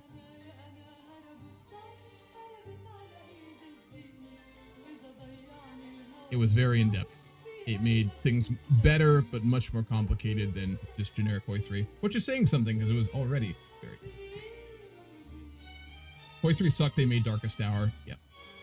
I wouldn't say HOI3 sucked. It just suffered from some just massive issues similar to Victoria 2 that they never solved. But Darkest Hour did.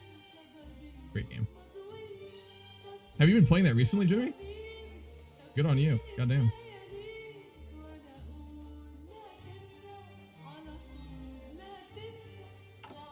Okay.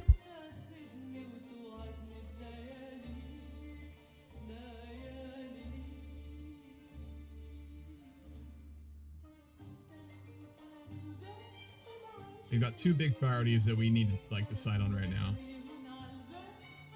Do we all in and try and get on America's good side by going counter-terror with them and putting our resources into that? Or do we continue to build up our economy and expand our oil production? Which, since we have gone with America, would also increase our relationship with them.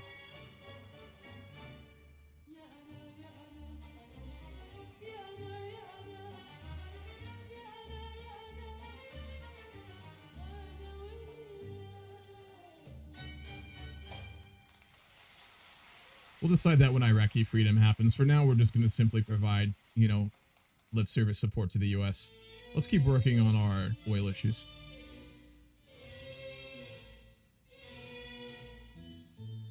We'll wait on that. We'll start with Saudi Arabia. We're fairly close with them.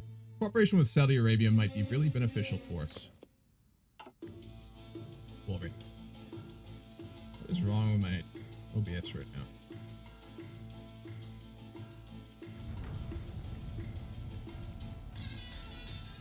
Because that was fun to go back to and play the scenarios and stuff. HOI4 should have been a variety of scenarios in World War I stuff like Darkest Hour. I think more start scenarios would have been interesting for sure, but I think HOI3 and Darkest Hour were much more military games. HOI4 is a military game by nature, but to be sure, but it balanced like a bit more of like politics and economics and things like that compared to HOI3. So it's a little harder to do things like that. It would have been interesting though. What I don't miss from HOI3, even though it was actually kind of convenient, was the stockpiling system for equipment. Do any of y'all remember that? Anyone else play HOI3 or Darkest Hour back in the day? Having to stockpile all that fucking oil and equipment before the war was always just such a fucking nightmare. And I always ran out every fucking time, which I suppose is historically accurate. That happens in HOI4 too, but it's nothing like HOI3. I thought it was fun too, don't get me wrong. It was. But as soon as HOI4 came out, I never really looked back, to be honest. I don't know about you, but... How you been, Jimmy, by the way? It's all as well. Does Paley stream anymore? I know you were pretty involved with his games for a while there. I think. Thought you were. I could be wrong. Alright, we almost got another slum cleared in Cairo.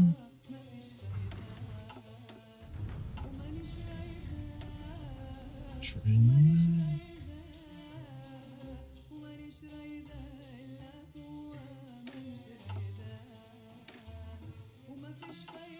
I'll wait on those. He got a new big job and doesn't stream anymore. Hell yeah, good for him. I'm glad to hear that.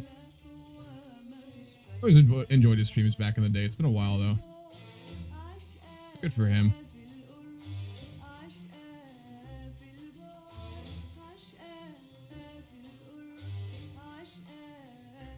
You finished your master's I'm working on. Nice, but trying to find a new job because I need more money. Fucking felt, dude. Fucking felt. What did you get your master's in? I'm actually going back to school right now myself, which is why I don't think I'll just cut off streaming entirely, but it's going to be way less of it. For similar reasons. I also need to find a new job and get more money, so we're going down that route. I think you mentioned before what you're studying. Geographic information systems. I have to Google it. Geographic information systems. Computer system that analyzes and displays geographically referenced information. Yeah, it's not the GPS, is it? It's something else similar, right? So the integrated computer hardware and software that store, manage, analyze, edit, output, and visualize geographic data. Whoa, that's fucking cool.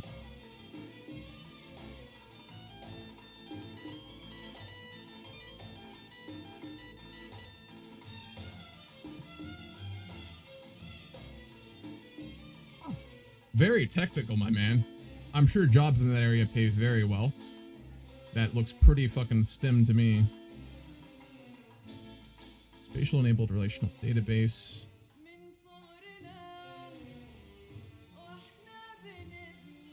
Urban growth models. Oh.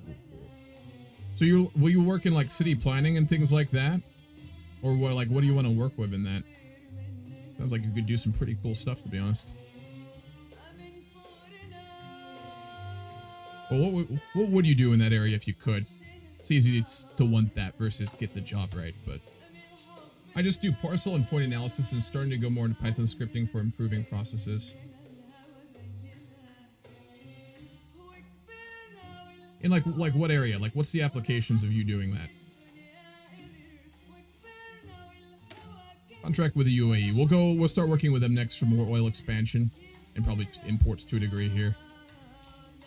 These are only 3 billion each. We're also getting fuel reserves and we get more trade relations with these countries, which we don't produce enough to really be super valuable, but we're going to be getting more as we go down our tree. So hopefully get some more SIDS out of this. Trade relations is the stat in HOI4 and Millennium Dawn that technically decides whether countries import resources from you versus other people. It's very finicky and incredibly poorly done, so it doesn't work very well, but in theory, that's what it is. I promise not to rant about how horrible HOI4's take on economics is, and just trade and anything like that, but that's supposed to be what it is.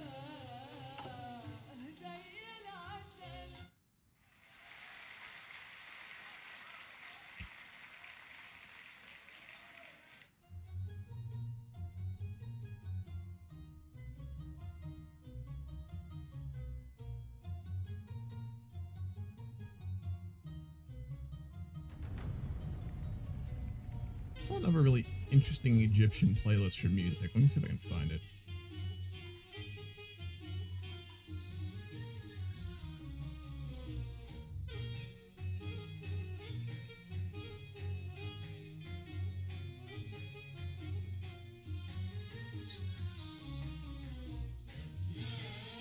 Here we go. This looked interesting. 60s Egyptian jazz.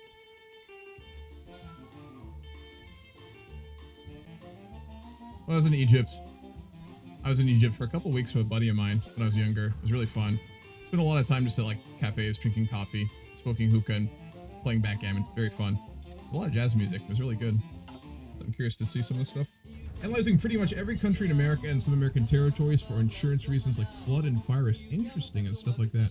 But I'd love to actually go into more city planning, which are the jobs that I'm more looking into now. That's cool, dude. Really impactful stuff then. Huh. So, like, with urban planning, would that be more kind of like just dealing with, like, within the context of, like, where the city or like, town is built and, like, how to utilize the natural geography? Or just, like, more urban planning as a whole? Because it sounds like this is very much dealing with, like, again, the geography rather than anything else. Am I getting that correct, or am I wrong? Because I'm curious. Trade agreement with Colombia. Very nice. Apparently we're very popular in South America. We'll send a diplomat immediately. It's time for another Wikipedia search, ladies and gentlemen. Egyptian-Colombian relations. There's not a Wikipedia page. Colombian expatriates to Egypt and then ambassadors of Colombia to Egypt. There's 2 entries for that, but no formal page on relations.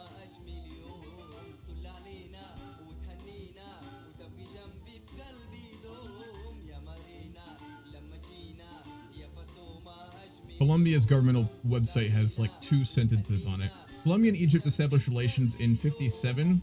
It has an embassy in Cairo, and Egypt has an embassy in Bogota. Colombia has a presence since 82 with Colombian Battalion Number 3 and the multinational force of observers that monitors the border between this country and Israel. Colombia has troops in Egypt then? Like a few?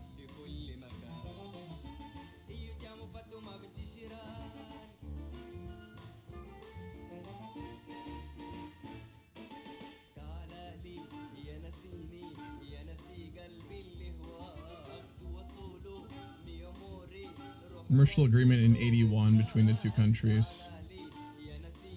Scientific agreement in 81 as well. Yeah, so they're not super close, but they do trade a lot, and they've got some military cooperation from the looks of it.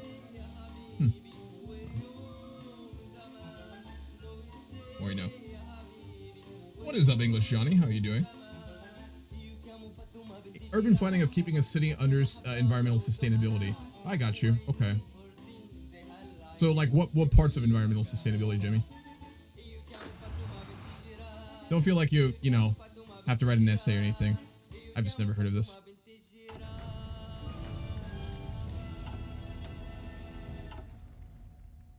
Alright, we're good on oil for the moment. What's our debt up to? Almost $1 trillion again. 2 Americans will give us another bailout. I'm really trying not to look at our domestic independence. We're pretty owned right now.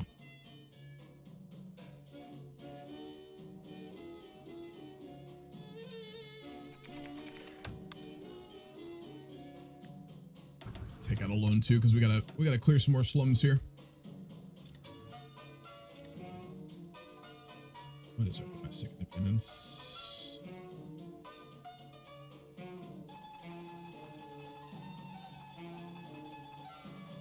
Yeah, America has 37% influence in our country. That's brutally high.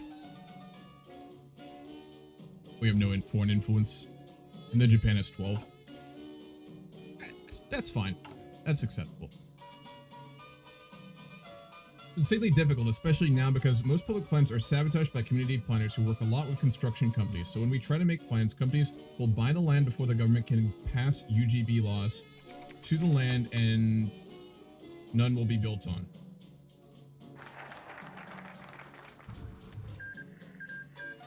So they basically, like, when planning expansions or changes or like reconstruction of parts of cities, they'll basically prioritize like cheap costs for construction and like probably transportation of construction goods to increase profit margins for construction companies instead of doing it in the more environmentally sustainable way. It would probably cost more, at least to construction companies.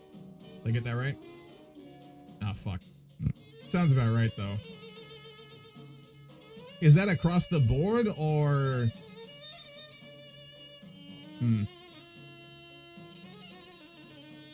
Is it getting any better? Like, or is it just kind of like almost everywhere in the US?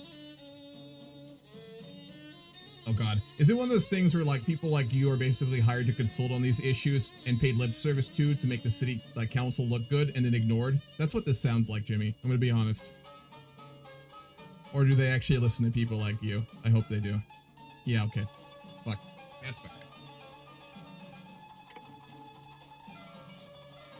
Are there any like big notable cities that like actually like do it properly?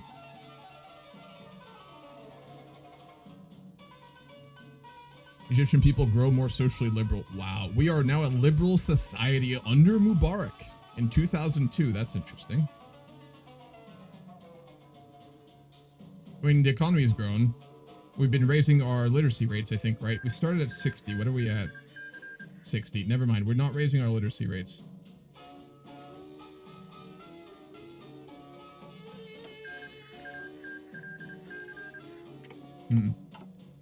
Why are we being more liberal? I mean, time does it, I guess, as a general rule. Fuck. The Israelis got our agent. She's dead. She's gonna be tortured in a black site. Holy shit. Iran ousted the Khomeini.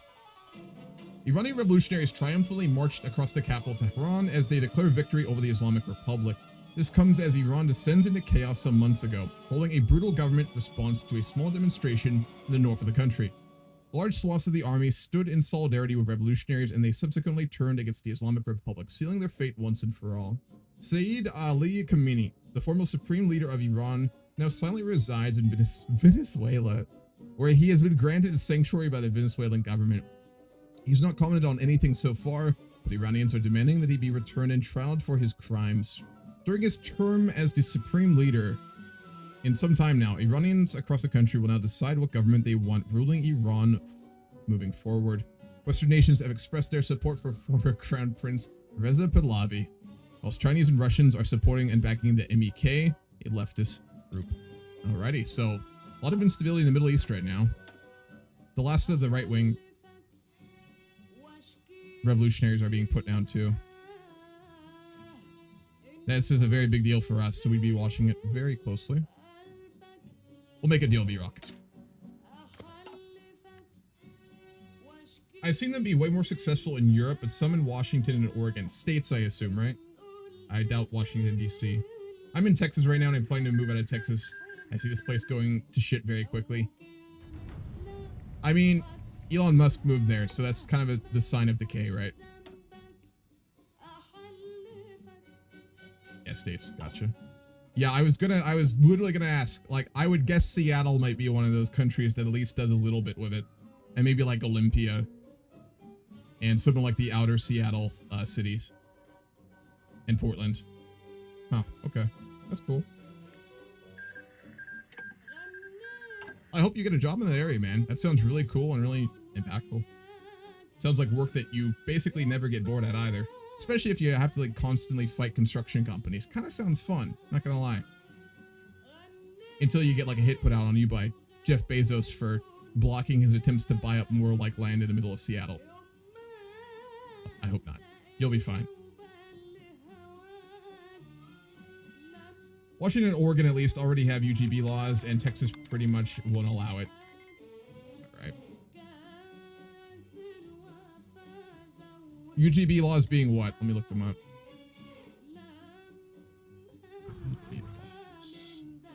Urban growth boundaries. I see, okay. Restrictions in areas outside of a UGB protect farm and forest research land and prohibit urban development. So stopping urban sprawl. Basically stopping the slum thing we have here. Very similar. Okay.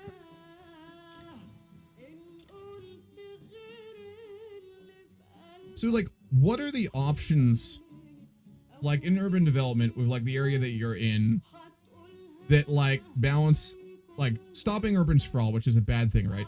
Like cities just growing wider and wider, like encroaching on all sorts of really nice areas, and just I think reduce quality of life for cities, right? Not being able to easily go out into nature and interesting places, and just having that just disgusting urban shit everywhere is gross, right? What are like, are there options to like not do that, but still like allow for like increase in population? I mean, obviously building up, right? High rises and shit like that, but that brings problems of their own. Like, are there ways around that? Like being able to still allow cities to grow population-wise and things like that without having that urban sprawl? Or is it more like they kind of have to draw a line and make people go elsewhere?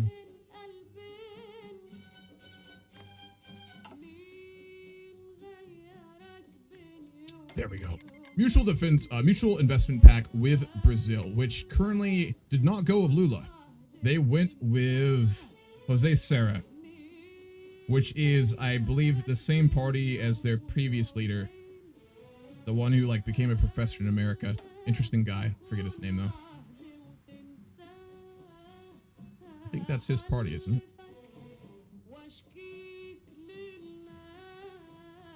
Yes, Sarah.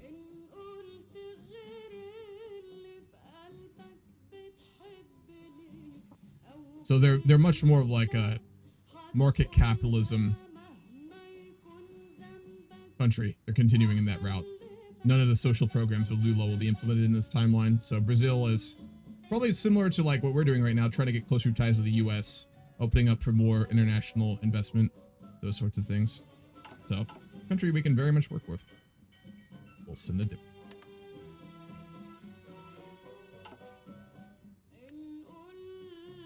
In Sweden, we have lots of protections for nature, although the liberal conservative government is trying its best to depose the protection for, you guessed it, capital again. Yeah, I don't doubt that. I'm sure, like, Jimmy, I assume, like, probably the EU also has, like, UGB laws outside of, like, individual countries in the, like, European region. Maybe, like, the Nordic Council, too, or is it just Sweden? Thing is that American cities are not walkable cities. Yeah. We need walkable cities so people can use public transportation, not have to own and drive a car. Absolutely agreed.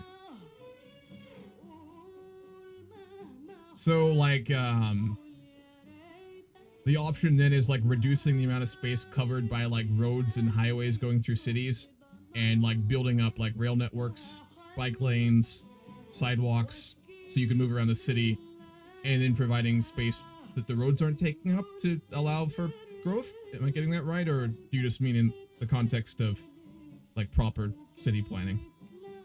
Many European nations have UGB laws. Does the EU have one though? I'm curious.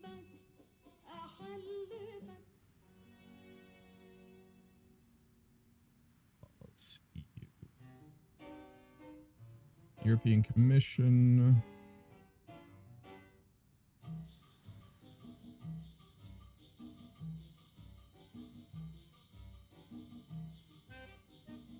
They have plans for it, but they don't currently from the looks of it. So it's still at the national level. Pretty themes: air quality, circular economy, climate adaptation, cultural heritage, digital transition, energy transition, housing, migrant or refugee status, innovation of responsible public procurement, urban mobility, which is what you're talking about. Very important. As someone who grew up in American City and I could bike places, but it was very dangerous. I did that until I got a car. Urban poverty. The EU takes climate change for real, at least inside its own borders, while outsourcing the dirty work. Fucking true. It would be the entire urban planning, which would be a hard one to push on America. Yeah, trying to tell Americans that they needed, like, I mean, cars are such a part of our culture, dude. I mean, I'm all on board with it, but that doesn't matter, you know? Like,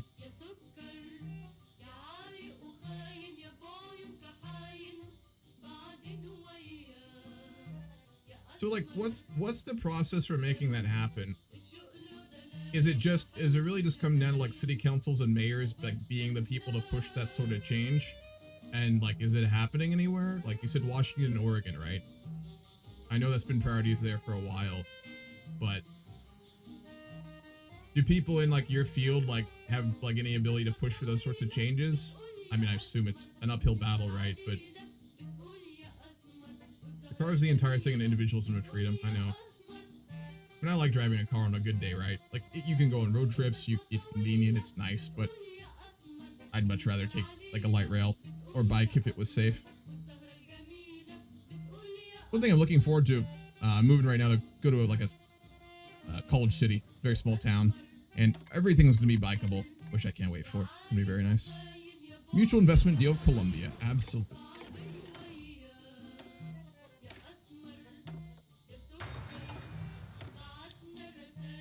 We are getting pretty modern armor equipment at this point as well. We'll be able to start producing those. There is an international market as well now in Millennium Dawn, so maybe we can hopefully sell some of those when we start producing a lot of them as well.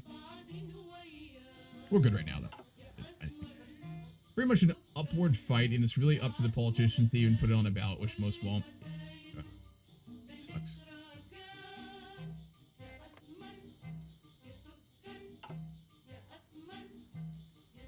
So if you had to name, like, one city that you would say epitomizes, like, basically doing that properly, either, like, in its creation and expansion over time, or, like, that it changed itself dramatically to fit, you know, those sorts of issues and stop just, like, sprawl, encroachment, and be, like, more sustainable, right? You had to name one city. What city would you name for that sort of thing? Cops are offering their people to the government. We have received a proposal from the Christian population of our country that they want to nominate their candidates for government. Candidates? We do appointments here. I don't know what they're talking about. Piss them off, though. No, I don't think so. This is not a democracy. Nepalese royal family was assassinated. Okay. Start exploration projects. Exploration projects must be started to increase oil production in our country. We get more resource efficiency gain. And then we get trading relations with a lot of all the Arab League countries, I think. Sudan, is that OPEC? Sudan, Libya, Algeria, Tunisia, Morocco, Mauritania. I guess local OPEC countries. And then we get another 3 oils. Producing oil. It's beautiful. I don't think it would be a city, but there are 18 counties across Oregon and Washington do it very well. I got you. I actually meant more internationally. I'm sure you study those sorts of things. I don't think you would find a good case example in the US, but I mean more on the international level, if you looked into that at all, which I would guess you did during your master's. But you would say Seattle in the US. Okay. Huh.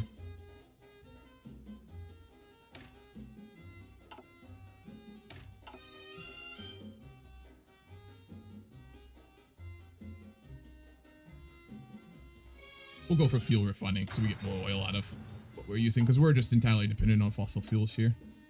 And it is costing us, so let's do that. Still in a really big deficit. We're over $1 trillion now in GDP. Oh, not GDP, debt. Our GDP is at 700 billion. Oh. Pan-Iranist consolidate victory. The world is shocked as a far-right Iranian group known as the Pan-Iranist consolidate victory following a landslide in the general referendum. Though not many were shocked, the Islamic Republic has long repressed the Iranian identity and focused on pushing an Islamic one, instilling nationalism amongst many citizens. Much of the world is expressing concern over this news as the pan-Iranist main goal is for Iranic peoples to be united under one nation. Oh boy, expansionist Iran. Which could mean the start of an endless conflict in the Middle East. Another good thing for us, honestly. We don't like them at all, and making them become more even more ostracized by other Arabic countries and Muslim countries is huge for us. Pindar Pinskapur has come out and stated that their policies will be peaceful and will focus on a post-revolutionary recovery plan, putting the nation and regional security at the forefront. Hazb a pan-Iranist, right-wing populist. Capable and stubborn. Interesting.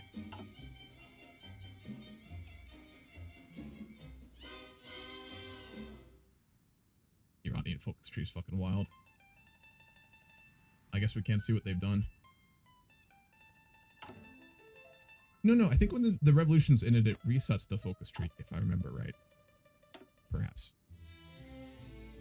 Very specific. Vienna and Austria, I think, is the best one that I've read. Really? Ah, I would not have expected that.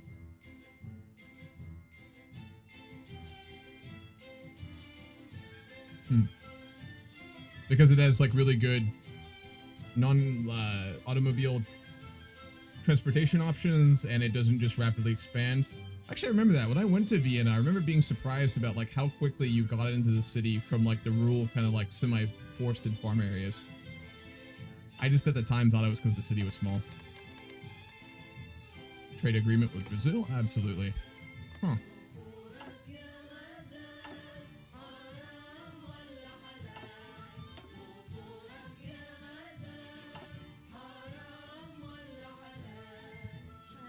That's an interesting area, dude. It's really cool.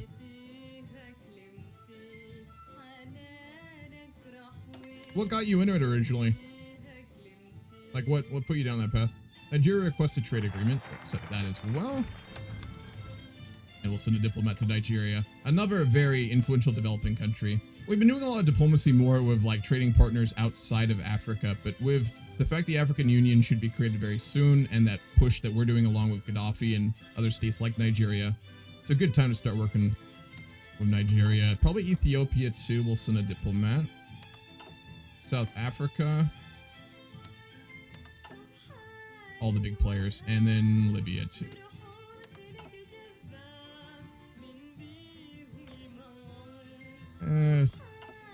Botswana would be the next country I think we'd look to work with, but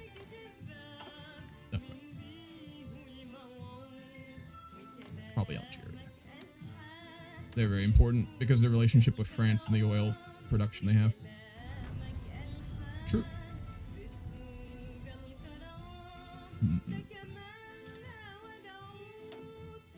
Okay, now we will go with, we're going to go with Enron. It says EIN, which is, ENI, which is Italian.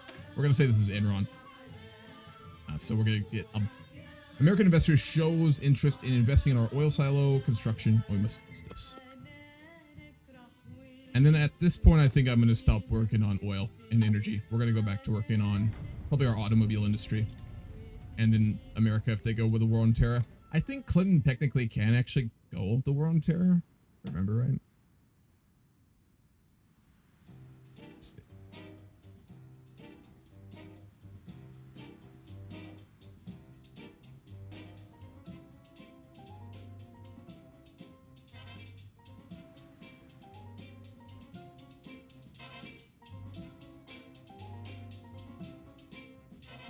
Should be Al Gore right now. I guess not. I know they can, yeah. They go with the military-industrial complex. Okay, with all our political power, what do we want to do?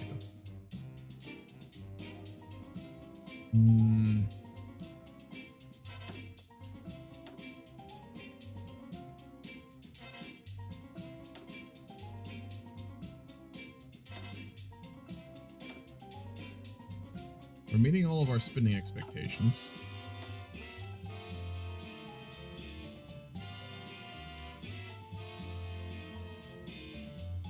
Probably raise taxes, honestly. and decrease the corporate tax rate.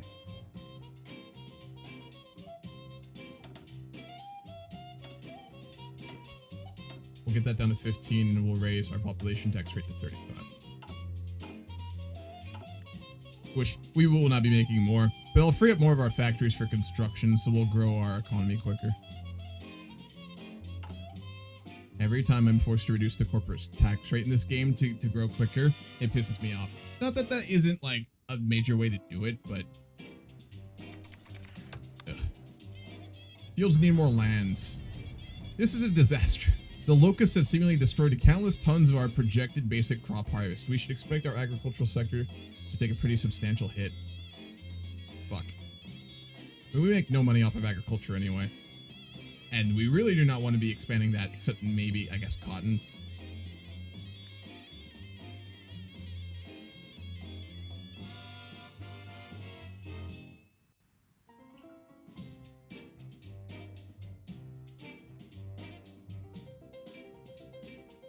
So our ratio, 160 still.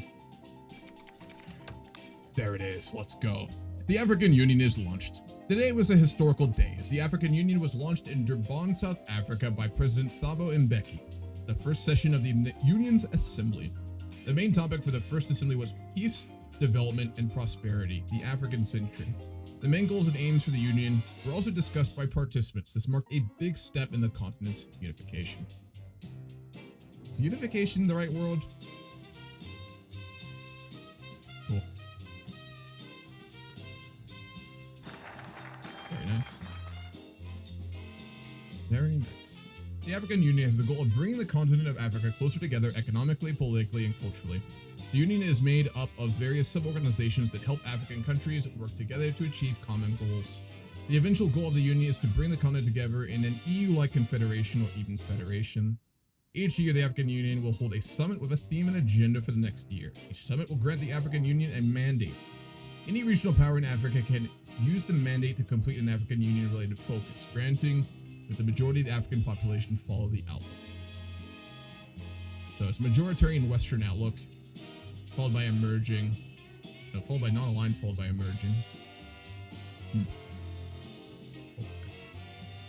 We're not a regional power yet, I don't think, though. I think we're still minor power.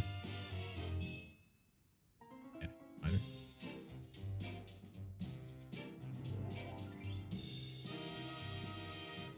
In every geographic region, a certain number of the strongest minor powers will be classified as regional powers. There's 3 in Africa. We should be one of them. I can assume Nigeria is one of them. Yeah. Probably Ethiopia. Yup. Who's the 3rd? It's not us. South Africa. God damn. Yeah. We're off by 1. We'd be next in line. We're the most economically, politically, and militarily relevant country in Africa at this point, besides those 3 countries. Probably more so than Ethiopia in 2002, but I think it's based off of our GDP. GDP is only 300 billion. Ours is double. What the? You know why we're not a regional power? I bet it's because of our domestic independence, which, like, we're owned by America right now. This is probably it.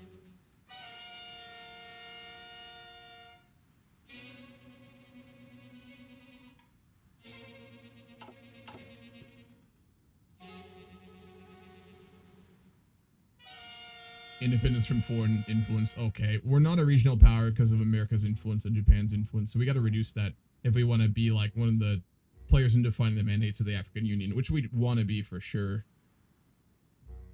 We got to deal with it. The price of massive bailouts by the U.S. comes due. Advance military command.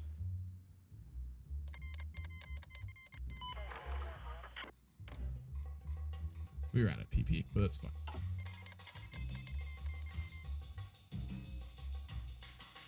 Holy shit. Oh, it's been streaming for 4 hours. It's 11 p.m. I'll go for another 20 minutes. I'll go for 10 more minutes. I'll go to 11 p.m. It's pretty late.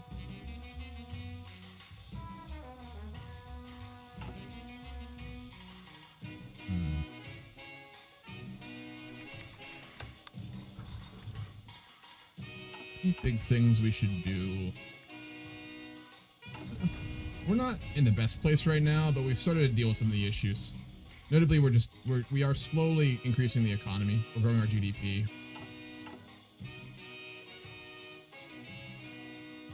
Which, that's just a snowball you gotta get rolling, really.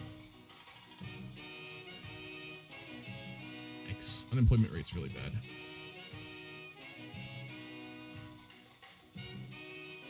But we've grown our GDP by a lot. GDP per capita is such, I think we can get over a research slot. Yes, we can. It only costs us 3 billion. We'll do that. Easy.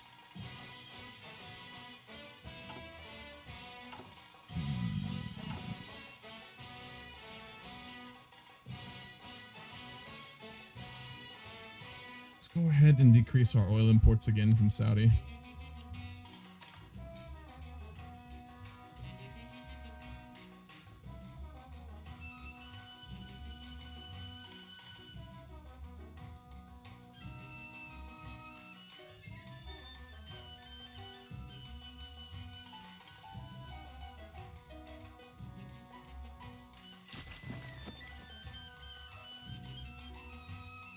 Can we do anything with the Suez?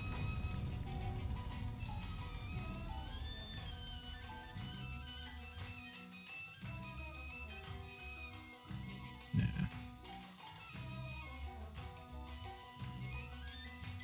Wasn't, I think.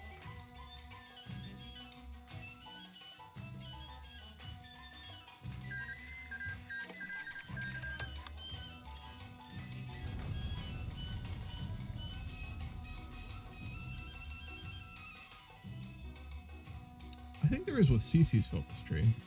Should be. Yeah, Suez deal. There it is.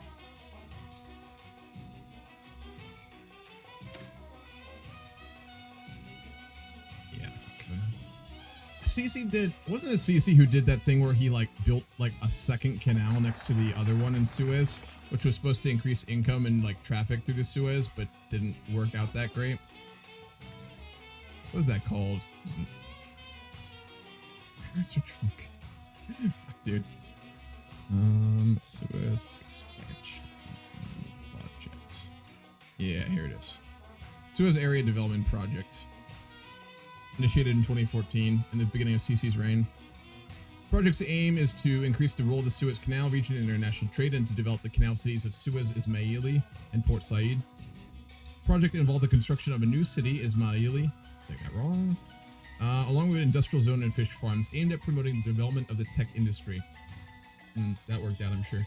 Additionally, 7 new tunnels were built between Sinai, Ismaili, and Port Said. Improvements were made to 5 existing ports. The project also included the creation of new centers of logistics and ship services. They should have just made a domestic shipping company owned by the state government that doesn't get taxed by the Suez Canal.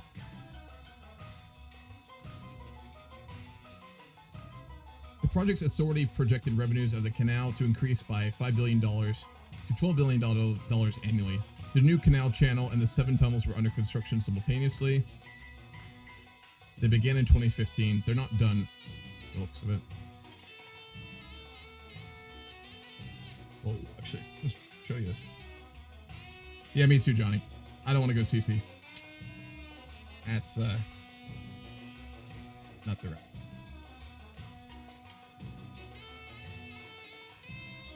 Here's what it does, by the way, folks. So, original Suez Canal in the beginning in 2014, going from the Red Sea all the way up to the Mediterranean. Ismaili is right in the middle next to that little lake there.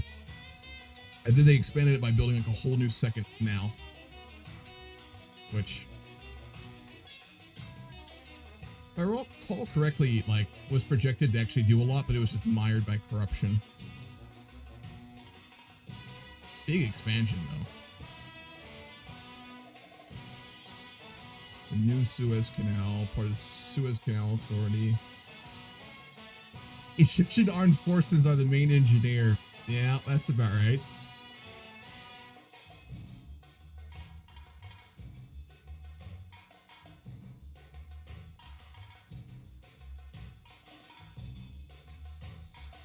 Damn.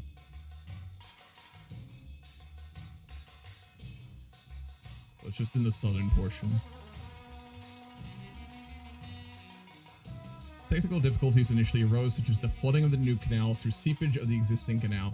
Nevertheless, work on this new Suez was completed. It was completed in 2015. The channel was officially inaugurated with a ceremony.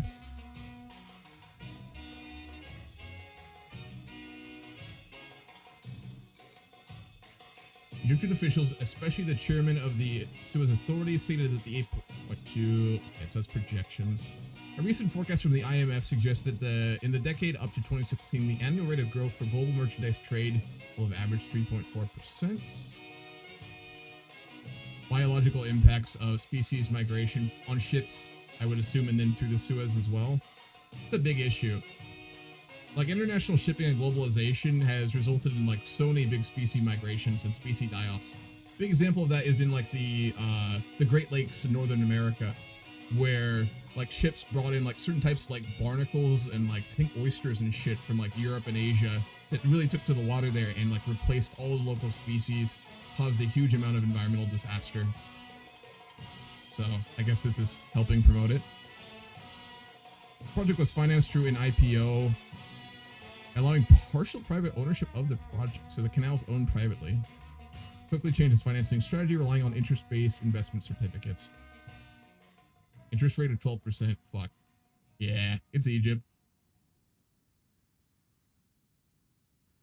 The government blocked access to official revenue reports for 3 months after the opening. It then published 2 reports for August and September, which showed consecutive decreases in total Suez Canal revenues. Whew.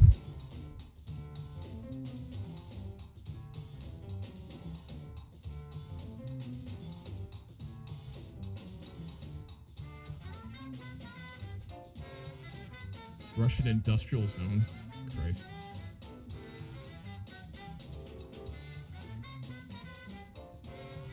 It seems like one of those projects that is fantastic in theory and could be very well done, but like the implementation with the people who did it was never going to be successful. The problem with like pseudo dictators. It's corruption. Not very competent. Alrighty. We are done with our oil industry, so I'm going to start us on American cars. I guess we're going to go with Jeep first. Jeep is an American automobile marquee, now owned by multinational corporation Stellantis. Jeep has been part of Chrysler since '87, when Chrysler acquired the Jeep brand along with other assets from the previous owner, American Motors Corporation. And on that note, I'm going to end the stream for the day, because it is very late. I will stream again next Saturday, and we will continue this campaign. I think it's going to be a lot of fun. I do not know how long we're going to go, but I want to go probably at least until like maybe 2010, 2015, maybe past that if it stays interesting. So we'll see how far we can get with Egypt. Yep. Hope everyone enjoyed the stream. Has a good week. I'll catch you all very soon.